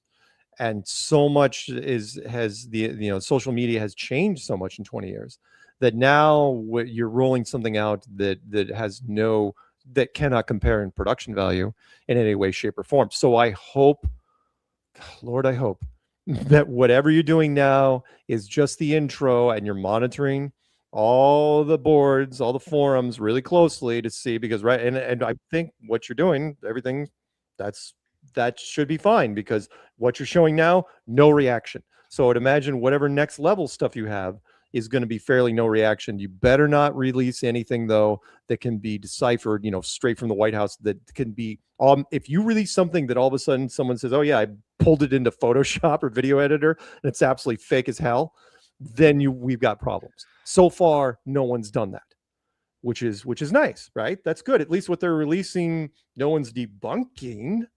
It's crap, but at least they're not debunking it, because it's not, there's no substance to it to debunk. But I don't know. Give me something where someone's waving out a window, something, right? I don't care if it's a little, like a 3-eyed gray thing, child waving out a window, holding a rattle. I don't care. Leave it. Little alien baby. Oh, wouldn't that be cute? That'd be cute. That'd be a good selling point, by the way. Yeah. Alien children. Oh, that sells itself right there. People be like, oh, that's so adorable. I know, right? Yeah, like Grogu. It's basically like Peanut says it better be in a car seat. It's like, well, maybe. Because all those UFOs that crash like all the time, apparently. They don't crash all the time. Look, their track record is way better. Come on, it's kind of like airplanes. It's still the safest form of transportation. The question, do I think they're infallible? No. I mean, if there's as many species as I think there are, but very, very few and far between. Come on, I could count on one hand on the crashes that the public even found out about. You know, one in Germany in the 30s, one in Aurora, Texas in 1899, Aurora, Texas, Siberia. Well, if you count that one. So I think, crashes wouldn't surprise me. Okay, but break down this X-Files thing, because in the movie they discover this black oil, which is kind of like their version of some sort of deadly virus, but it was actually, do you remember that? That's what he was talking about, Ray, whatever that character's name was. I do, and they were using the bees to, well, they were thinking about using the bees to transmit it, and then Scully got bit with one, I think, towards the end of it, but she lived. They found, if I'm not mistaken, that was the one where there was an alien ship at the end, and he saw it. They actually got inside it, and he saw it, and she woke up as it was fading away in the distance and didn't see it, of course. But again, they had a big ship at the end there. Yeah, the alien virus, which was, it was almost like it had a nanotech, but it was definitely alien in origin. Although it looked like we helped. If the bare minimum, we were helping cultivate it. I'm gonna have to rewatch. We were basically, cooperating with the aliens in that movie. The U.S. government, they were kind of exchanging technology, which a lot of the globe alien people believe. Like the government's been in communication. They're slow dripping their technology. Their DNA is dying out, so they're using ours. That's why they always are hybriding. Bill Keith says the black oil was just the medium that the alien used to transfer itself into a new host. Yeah, sure, sounds about right. So, but that's where like some people were trying to connect the dots with the hantavirus and the alien thing at the same time. I don't know if there is any connection there, but as a conspiracy theorist community, of course, we're going to think about everything, which is again why I entertain if we're in the little season or not. I'm open to both times of the Bible. It's a time of deception, either pre-tribulation or post the 1,000-year reign when Satan is released from the abyss. So both times, everybody's under deception, basically. So are we in the final time of deception ever? I kind of wonder now. Yeah. I personally don't think the hantavirus is going to go anywhere, and neither does Peanut. The guy, better change of bring in Black Plague from Colorado. Yeah, I mean, we'll see. It's not getting the hype. I mean, the cruise ship angle was kind of interesting because, well, cruise ships they don't have a good track record. But isn't that what happened last time before COVID? There was a cruise ship that I remember in California, right? Was there? It wasn't allowed to dock. Yeah, it was the same thing, and it was right. But was it in the beginning, or was it something else? No, it was in the beginning, and there was basically they had isolated. So to me, it feels Back to the Future. Like are they just playing this back? A cruise ship every year that catches a virus. That's Peanut, by the way, in case you guys didn't know. That's our surly Peanut. Yeah. He's right. There are always problems on cruise ships. This one. I don't see it yet. I don't, and I really believe. Come on, we've talked about this too many times over the last. Remember, it's been 6 years now since that thing started, which was the public was so disillusioned by it, and everybody has had hindsight 2020, which is I have talked to way too many people. It's like they better not try it again, because if they do, I'm ignoring it. And I would, there's too many people. It's like, I don't care what the grocery store says. There will be fights in the streets if they try to do any sort of lockdown now. They will not do it because too many people lost businesses. Too many people shut down. I mean, hell, even here on the island, we lost restaurants. We lost things permanently that will not come back. And it pissed a lot of people off. It created rifts where they don't want to deal with it again. So I'm hoping not. I'm hoping not. Did anyone see that documentary, Trainwreck? It was Trainwreck Poop Cruise. Do you guys ever hear of that one? Where the plumbing went out on the cruise ship. It was over. It's disgusting. I did not watch it, but I heard about it. That sounds worse than even hantavirus. I have never. You've taken a cruise before, right? I have actually one time. Yeah, just a regular one. Everyone, a regular. I have not taken a cruise, and I've just. Sorry, there's too many stories per year, and I just don't see the allure of it personally, unless you're on it to just eat and drink to your heart's content, because that's the big push of it. Which was a perk. I mean, midnight chili dogs and all you Sure. can eat soft serve and Yeah. it Yeah. wasn't exactly healthy food that they had until 2 No. I mean, it's just not my thing. By the way, there was a question. One of our guys in who came backstage, but I'm not going to bring him on yet because he asked, "Can y'all explain why things are being pulled down without gravity? Why? When have I ever said there wasn't any sort of thing akin to gravity? I've never had a problem with gravity, and I will explain this to you the way I explain to people in interviews, which is gravity. Ask any scientist right now. I don't care if it's a high school professor or Neil Tyson, the high priest of everything that is science. He will say the same thing, which is he can't tell you what gravity is. He can only tell you what it does. He can only tell you the symptoms of gravity. You drop something, it falls down. Is that some magical molecular force that pulls things down to a ball, or is it a magical molecular force that pulls things down to a disc? Don't know. Is it electrostatic in nature? Don't know, but it can't be replicated, and we can't be countered by our technology. I mean, we can't create anti-gravity. So tell me what gravity is, because science can't. Right, exactly. Is it Newtonian or Einsteinian? Which one? Yeah, exactly. You can't even define it. So, but it's the only answer that anyone can give when I say, why is our atmosphere still here instead of being ripped off into space by this massive vacuum? And oh, by the way, and the motion of the Earth, which is traveling in 3 different motions at incredible speeds. Why is our atmosphere still here? And the only answer has got to be gravity. And then it becomes this circular argument. It's like, well, if it wasn't gravity, we'd all be dead. And it's like so gravity is the only answer. There cannot be any other answer. Like we're in a pressurized system inside a container. Right, pressure gradient or some sort of density and buoyancy, or a combination of those things, or some sort of electrostatics. Yes, absolutely. Combination of those things. Why can't it be that? And no one will be willing to admit it. So hopefully that perhaps it's thermodynamics. Heating and cooling. Yeah, that could have something to do with it. Sure. Why not? Wouldn't surprise me. But again, because we can't define it in any, again, like you said, perhaps if the best scientists in the world cannot figure out define gravity, then I don't really care, because the average person can't do anything. Hell, the average person doesn't even know what we're breathing.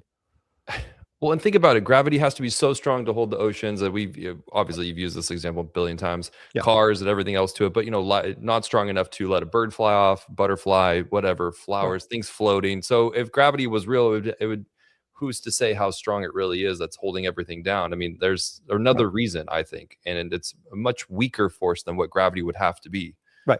In my opinion, gravity would be so strong that we would all be stuck, and that gravity is so strong it can counteract its cousin, which is centrifugal force, which is that if we're spinning like a merry-go-round, why isn't the water started pooling to the center and turned into this big fat tire? And why is there any land at all? There should be this massive bulge of water around the equator. And yet gravity is strong enough to counteract that entirely, and to where it's the water is absolutely uniform from North Pole to South Pole. Well, how does that work exactly? There's too many. There's more questions than there are answers, and science doesn't have an answer for them. So it's like, no, just like it's a push for us. It's a win for us, and the general population, I hate to say it, isn't complex enough to even go down that road. Honestly, when I do interviews, when I talk to people, gravity only comes up maybe 1 in 8 times. Most people will do the whole ships disappearing from the hull up until I show them the Black Swan event, and then they try to shift, to move to something else. And I mean, whatever the architect of our realm did, way more interesting than whatever the gravity theory that they've tried to come up with. Yep. Because we know you can't leave the Earth. We know there's a pressure gradient. We know that you've got to have a container for water, for light, for gas pressure. So there's something going on inside the system that's an electrical realm, and way more fascinating than probably we fully understand. And I love that. I mean, shout out to Cami Nodell, who, when she was on, we did that interview with her. She was talking about possibly 4 magnetic poles that are from the center coming out. So what's going on there with electrostatics, magnetism, and this realm? And maybe they figured out there is not anti-gravitical craft that's warping and bending space-time, but maybe there is something sort of anti-magnetism that they've come up with. Oh, yeah. Yo, no, I have no doubt, absolutely no doubt. Which is, again, if you can create a unified field which can balance out the field from whatever, you basically create a force field around you, and you can absolutely measure to the absolute nth degree the relationship between that and the electrostatic thing around you. Oh, so much fun, because then you can create a pull and a push at the same time, kind of like having a car that pulls from the front wheels and pushes from the rear wheels instantaneously, any direction, at any speed, any velocity, any acceleration rate, which is why they can, what we consider to be defying physics, but it's not true. It just means that it's defying physics in that our aircraft can't do that, but that doesn't mean it can't be done, obviously, because they can. Every pilot says the same thing. It's like, it's impossible. So no, you're watching it, so it's not impossible. It's just we can't do it. I mean, there's got to be something with the sun and the moon as those kind of generating power here on the earth, the positive and negative charge to our realm. We played that video I don't know, it was last week or whatever, when Vlad was here, which shout out, I forgot to mention, I got to meet Vlad recently in person. He was here in San Diego. I made it down and got to hang out with him. That was awesome and really good time. So shout out to you, Vlad. That was great that we got to make that. I may have. Do you want me to keep talking? I'll see if I can find that. You can play the picture. But we were talking about this stuff with him when he was on with us about harmonic resonance. And there's some sort of relationship between the sun and the moon, which are generating power here, interacting with the elements. I mean, they're obviously creating tides. They're interacting with the air, creating air currents. I mean, there's a lot of things that are working together. I think our realm is some sort of completely beautifully imagined machine, and the earth functions. I mean, think about how precipitation and the recycling of water works in this system, where it can exist in 3 states of matter: solid, liquid, gas, and the temperature. They tell us on the globe side, oh, that's because you're in the Goldilocks zone. And then you start to break it down on the flat side, and you're like, look, those distances with the sun wouldn't change the temperatures as drastically as we experience here. So the sun's got to be something much closer, much more intimate with our realm, and it's interacting with these elements that create this amazing system that we're all a part of and we're dialed into. So anyway, the harmonic resonance to me is like how our heartbeat lines up with the rhythm of this whole system. Hey, there we are. There you are. That is Vlad and some gorgeous guy.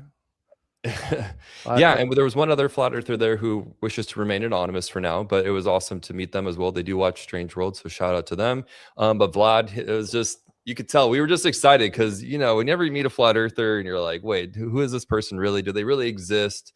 When you get together and you hang out and you can just kind of drop over the barrier between here, like with you guys, it's like, if I haven't met you, you're like, who is this DJ? But when in person, it was just so easygoing, comfortable. And he was actually showing us some pretty interesting stuff that just gave me more energy to keep doing what we're doing and talking about these things, because there's even more than we can even get into that he's experienced that he just doesn't want to share for reasons of being former military, etc. But it helped me just go, wow, this realm, the things that they're lying about, it's crazy. So shout out to you, Vlad, because that was really fun.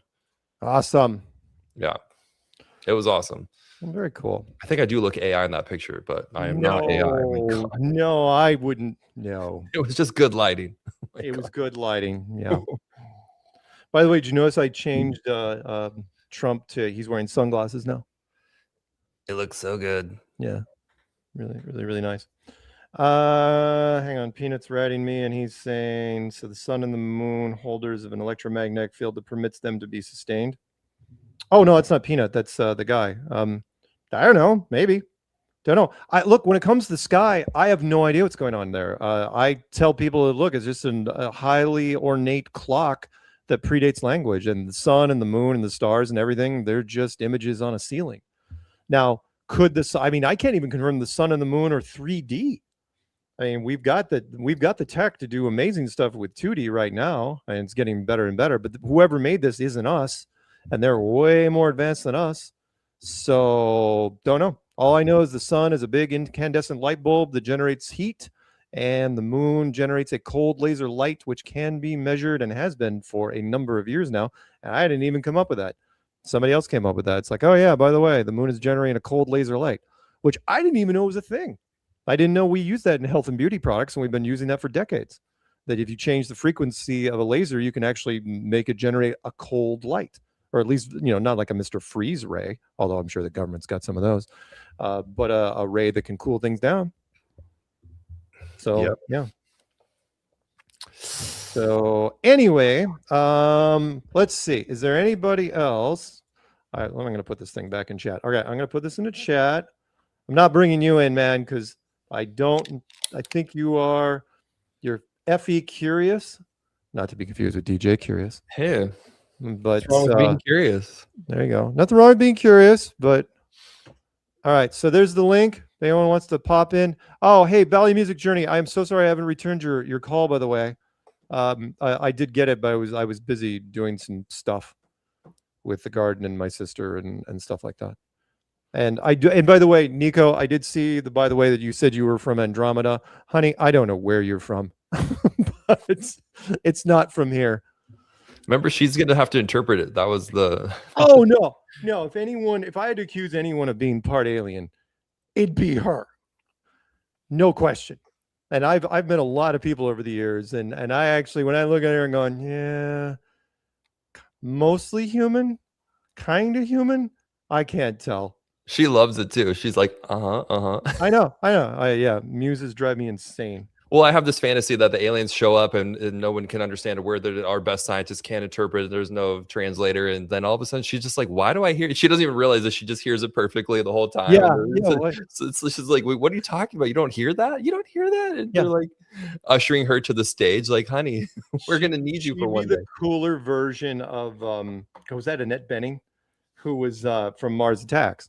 Yeah. The whole, I hope, where she's sitting on the hill overlooking everything. Mm-hmm. She'd be that. Oh, I know. I love that clip when she gets back and she's talking to her husband and she's like, "Newsflash, the aliens have landed. They're not friendly." I forget exactly. Hey, wait a minute. Tim, holy smokes.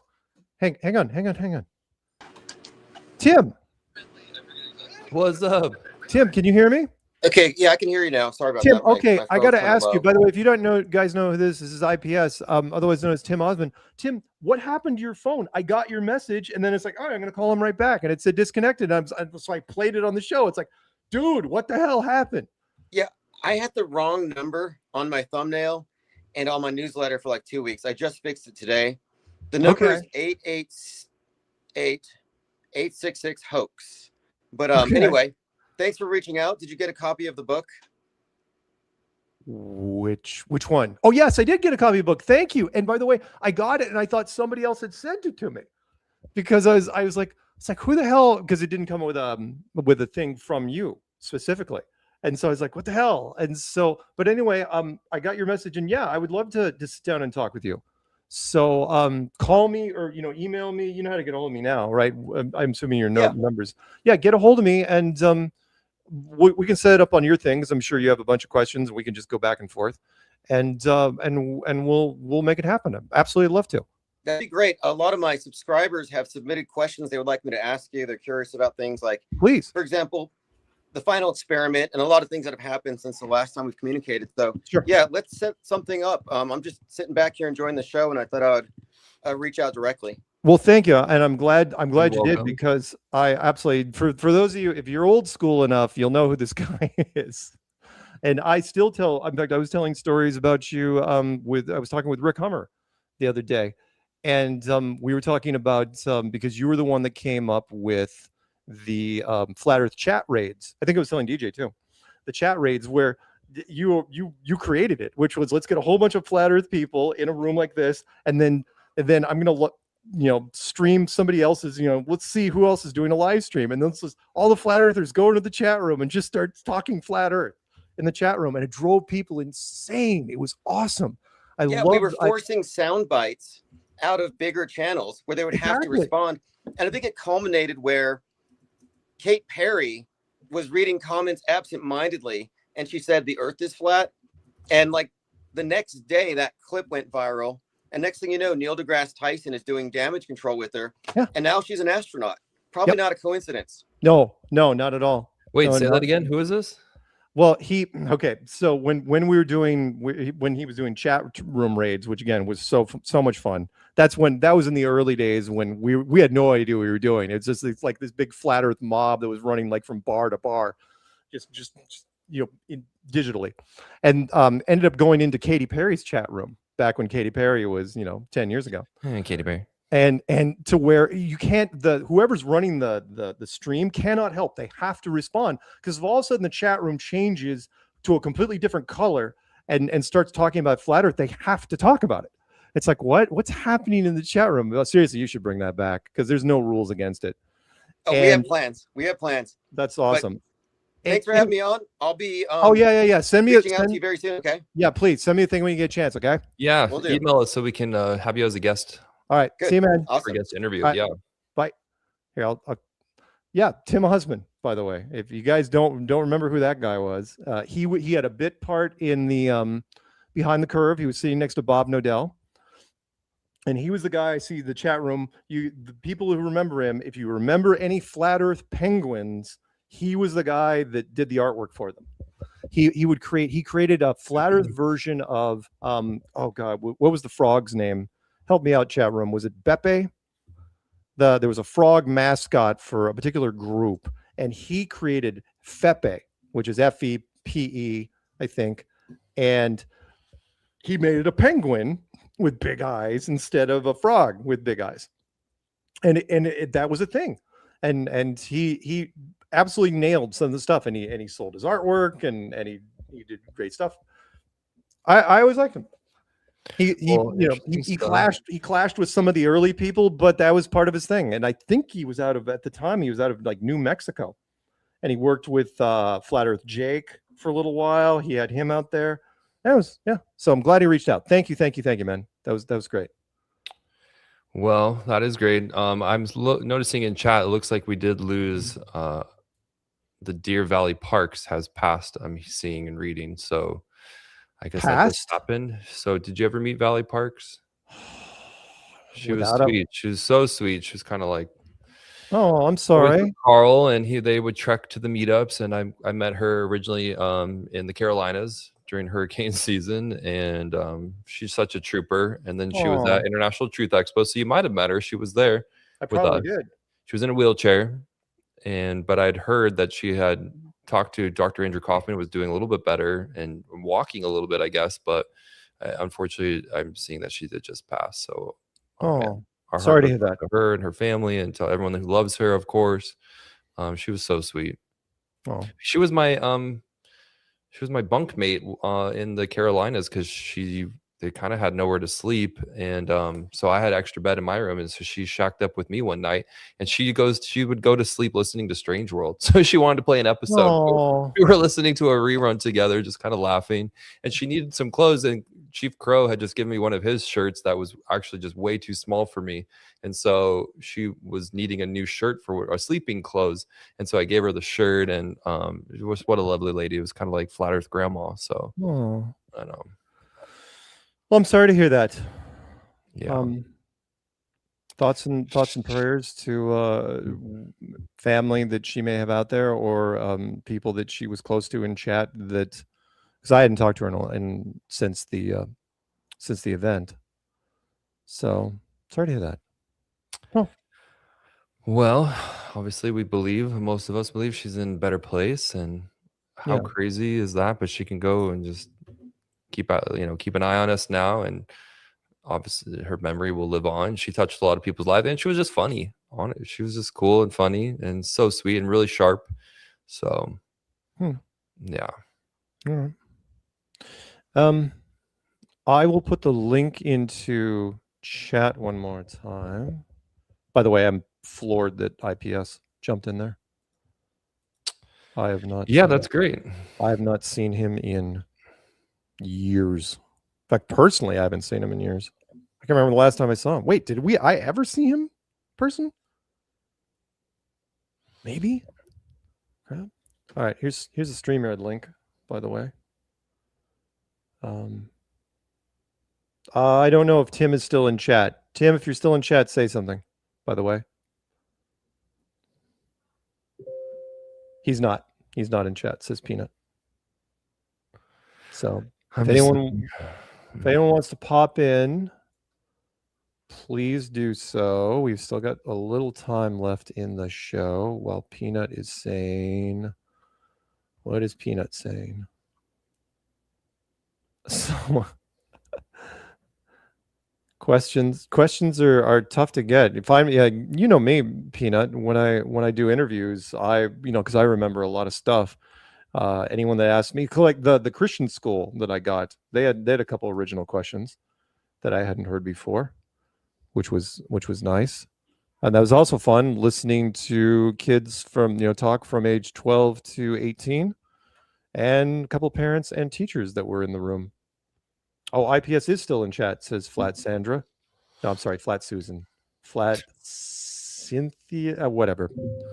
She's got a wrench, so I guess that means something. And DJ posted something for me. Oh yeah, there's a group shot. Valley's in the middle.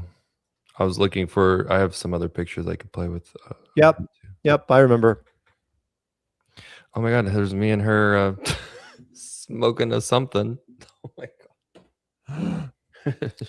It's probably cigarettes, right? It was. Well, I don't smoke cigarettes, so you could take a guess, dude. Yeah. Do you know how this game is played? Yes, you were smoking a cigarette. They're for tobacco used only.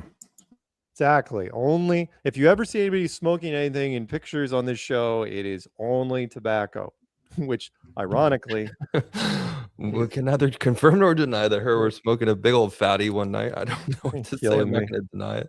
Killing me. Not to in compare Arizona, there was aliens above us.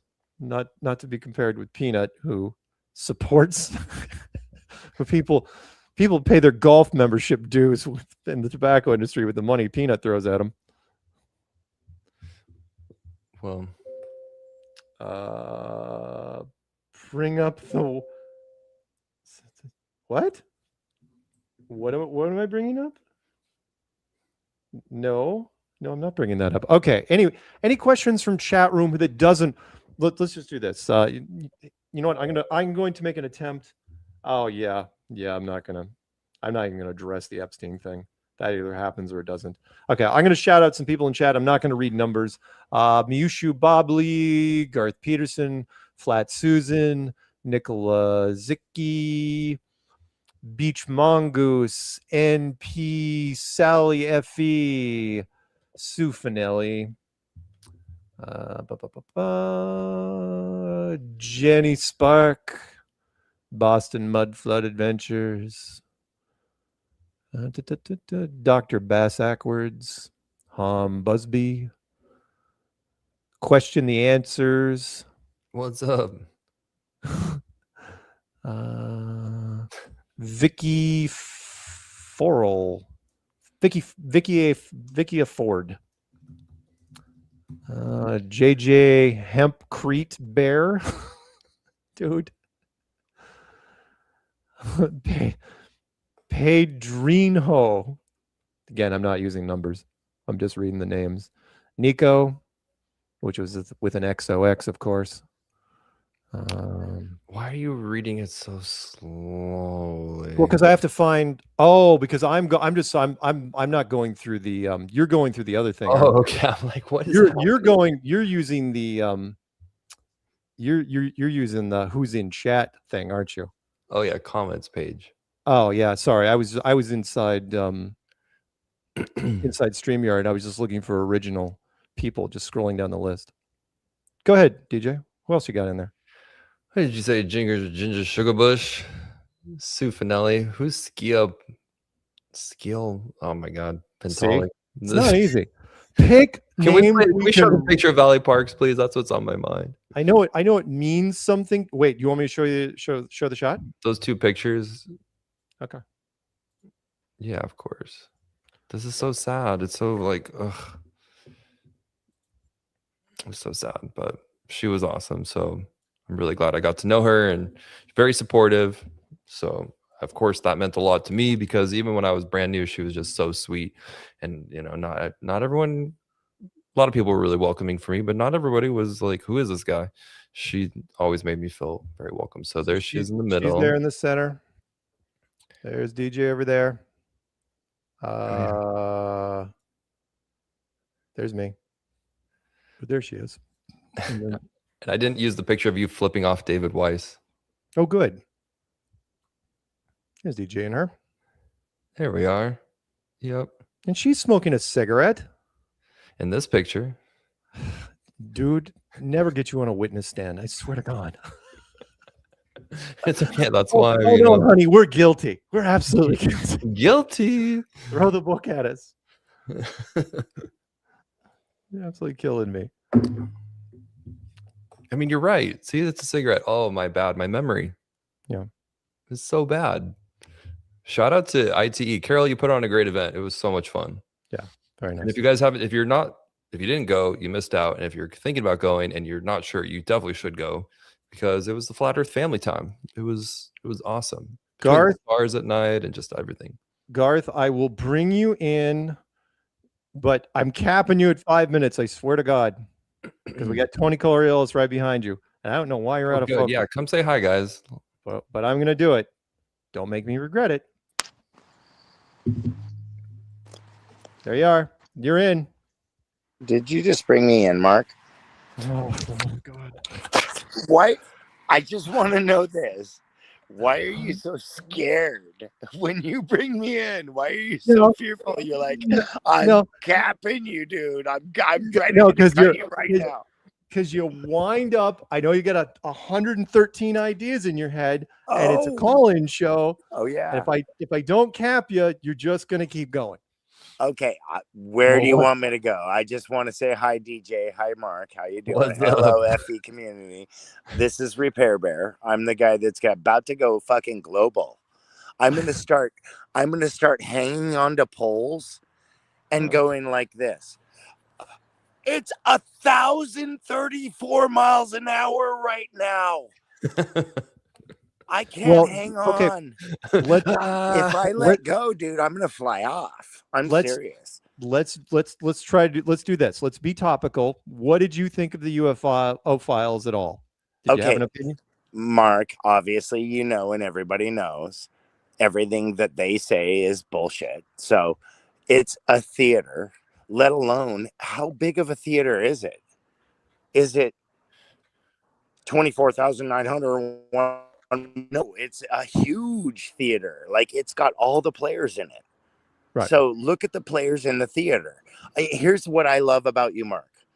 And I'm going to say this. You live right down the street from me. My wife says I have no flat earth friends. I could say to my wife, Google who is the leader of Earth. And then when it pops up, and then you roll up in like a 1984 Toyota Tundra and go, hi, I'm Garth's best friend. And she goes, holy crap, is that Jesus? She won't know what the hell is going on. She listens to Candace Owens. Do you know what I'm saying? She's so lost. So here's what I'm saying. If we all look at my garden, by the way, oh my gosh, it's all blooming. It's all going to start. We got raspberries, blueberries, all the good stuff. Chives are already good. Chives. Look at the chives. They're already good. Look at the chives. Anyway, here's the thing. What are we doing right now? Obviously, we all know the truth. So if we're going to sit back and go, I want to remain anonymous. I don't want to cause waves. I don't want to cause chaos. No. This is a spiritual war. Are we going to fuck with them? No. I don't want to fight the devil. I don't. I want to live in the way that God said for us to live, which means do the right thing, tell the right people the truth. If there's a truth, tell it, right? If there's something to be told, we should exonerate that, right? If there's a lie in front of us, like, hey, how about every single person that's ever on TV is a fucking liar? Why don't we proclaim that and give them less power? Sure. You know what I mean? Like, why don't we take our power back and put it back into something like, I store my treasures in heaven. I could literally say I have $1 billion and way more than Elon Musk because I have a little kid running around. I have Bunny right here. I have cat, fucking dog, kittens. You know what I mean? Like, I clean up poop. You know what I'm saying? Like, guys, life is so much more than just feeding the narrative. You don't want to give it your energy. You don't want to give Mark Sargent's narrative of UFOs your energy because, Mark, I love you, but why don't you just drive your Toyota Tundra over to my fucking house and have a barbecue with me and stop worrying about the narrative? I'm not telling DJ to not be a host. I'm saying, DJ, man up against this shit. Seriously, What do you think I'm doing? I mean, I'm putting my Strange face. World that's been done this for like 7 years now? Are we not the guys that are starting to change things? Let's man up. No one's anonymous. You don't get to be anonymous and be a flat earther. Do you believe in the Bible? Do you believe in the earth being flat? Because I tell people every day, hey, 70% of the earth is water. Period. Do you know how water acts? Water lays flat.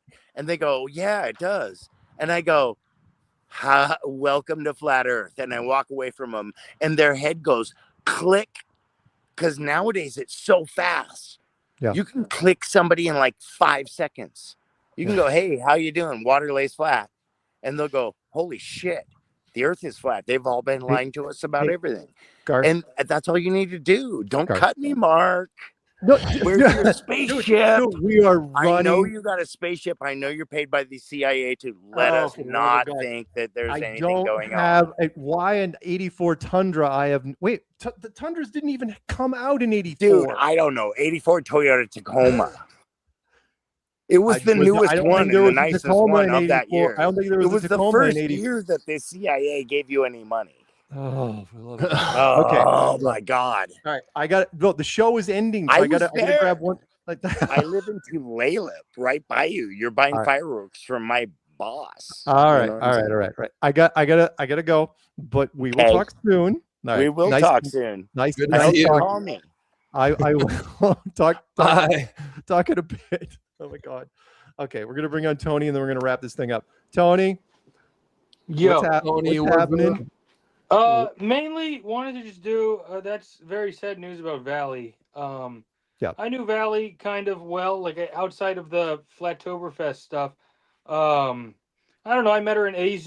I met her in Arizona. Her and Mojo shop. They were both in Arizona, and Dr. Law set up for me to meet him. And I literally never call in sick to work, but that was like the first time I ever did. Was I just had to drive to the other side of town and meet them, and I did not regret it at all. I ended up calling in sick the next day, but whatever, I can do that. I never pull that trigger. But yeah, Valley was very nice, and shout out to Carl, FE Nation. People know him in the community as well. Carl. He was always so very selfless with I don't know, helping out Valley. Valley's husband died, and just since then, that's as kind of as long as I've known Valley was after her husband passed on, and Carl was always very nice. So shout out Carl, FE Nation. Yeah, Carl, we love you, buddy. I'm sorry. And official reporting on to everyone. Mark, you're a monkey. I'm a monkey. You're an earth monkey. I'm a water monkey. And then Valley was a fire monkey. So just letting everyone know that. Monkeys on the club. Yep. And then also Garth should know if he listens to the show. Mark, you drive a Chrysler 300, right? I do. See, I knew that. Yeah. Come on, Garth. No, he was making up cars that don't even exist. I know, yeah. Like, and then he was giving DJ flack for, come on, DJ, quit being so sheltered with your flat Earth opinion. That's a what? I'm like literally on the internet talking about the world's craziest you're on the show ever. Yeah. But I just want to say shout out Valley. You're great. Peace out, Valley. Thank you, Tony. Thanks for being here and saying that. That's great. Thank you, Tony. Yeah. Appreciate it. You're the best. We love you too. Peace out, y'all. All right. Bye, Valley. See ya. But come on, Valley was just like, she's flat Earth mama, senior. Just so cool. So cool. Yeah. It's really sad. But I'm hoping she's I know she's in a better place, at least out of pain, and just we'll be reunited. Like, I believe that. Come on. That's what's cool about flat Earth. It's more likely. Come on. Yeah. So anywho, well, we got the Strange Lodge coming up in about 10 minutes, so we'll wind it down here and meet us over there. I'll drop the link now so you can check that out. Please do. I will be over there if you guys want to listen to what we're doing. I don't even know what we're doing in Strange Lodge because it's DJ's show. And he doesn't tell me anything. My show, not yours. So he can kick me out whenever he wants. So we will thank you everybody for being here tonight. Appreciate it. Special shout out to IPS for again. I haven't talked to IPS in a long time, so I'm glad that he's still doing his thing. He's an asset to what we do. We'll be back next week, same flat time, same flat channel. Say goodnight, DJ. Good night, strange world. Thanks for being here. Obviously, lots of love to Valley and her family and friends. And meet us in the Strange Lounge. I just dropped the link. Stay strong, stay strange, stay curious. Say goodnight, Peanut. New fall because of gravity. There you go, gravity. Yep. And again, appreciate, by the way, the troll, or I think it was a troll that tried to get in there. But at least he asked questions and he was polite about it. He didn't call me a name once. All right, we're going to close out with Alex Lowry. So got a lot more videos to play in the Strange Lounge. Make sure you head on over. It'll be a fun night. Good night, everybody.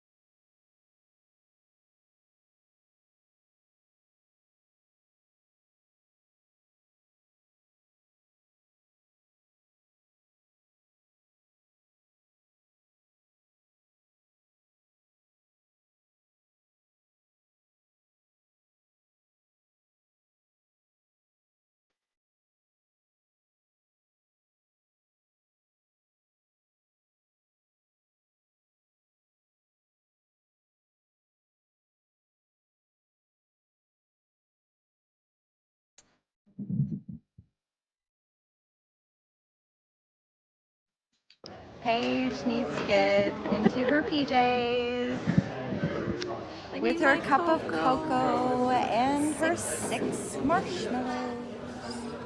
Night, Mark. Night. Karen. It's Tuesday. It's not Monday. Mike check. Check. You realize it's the same link every week. It never changes. Yeah, I know. I should paste it somewhere, I think.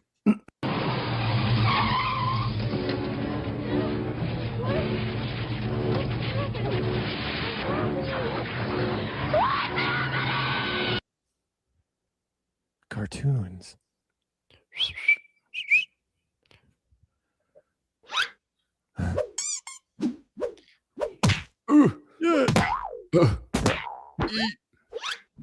Katy Perry.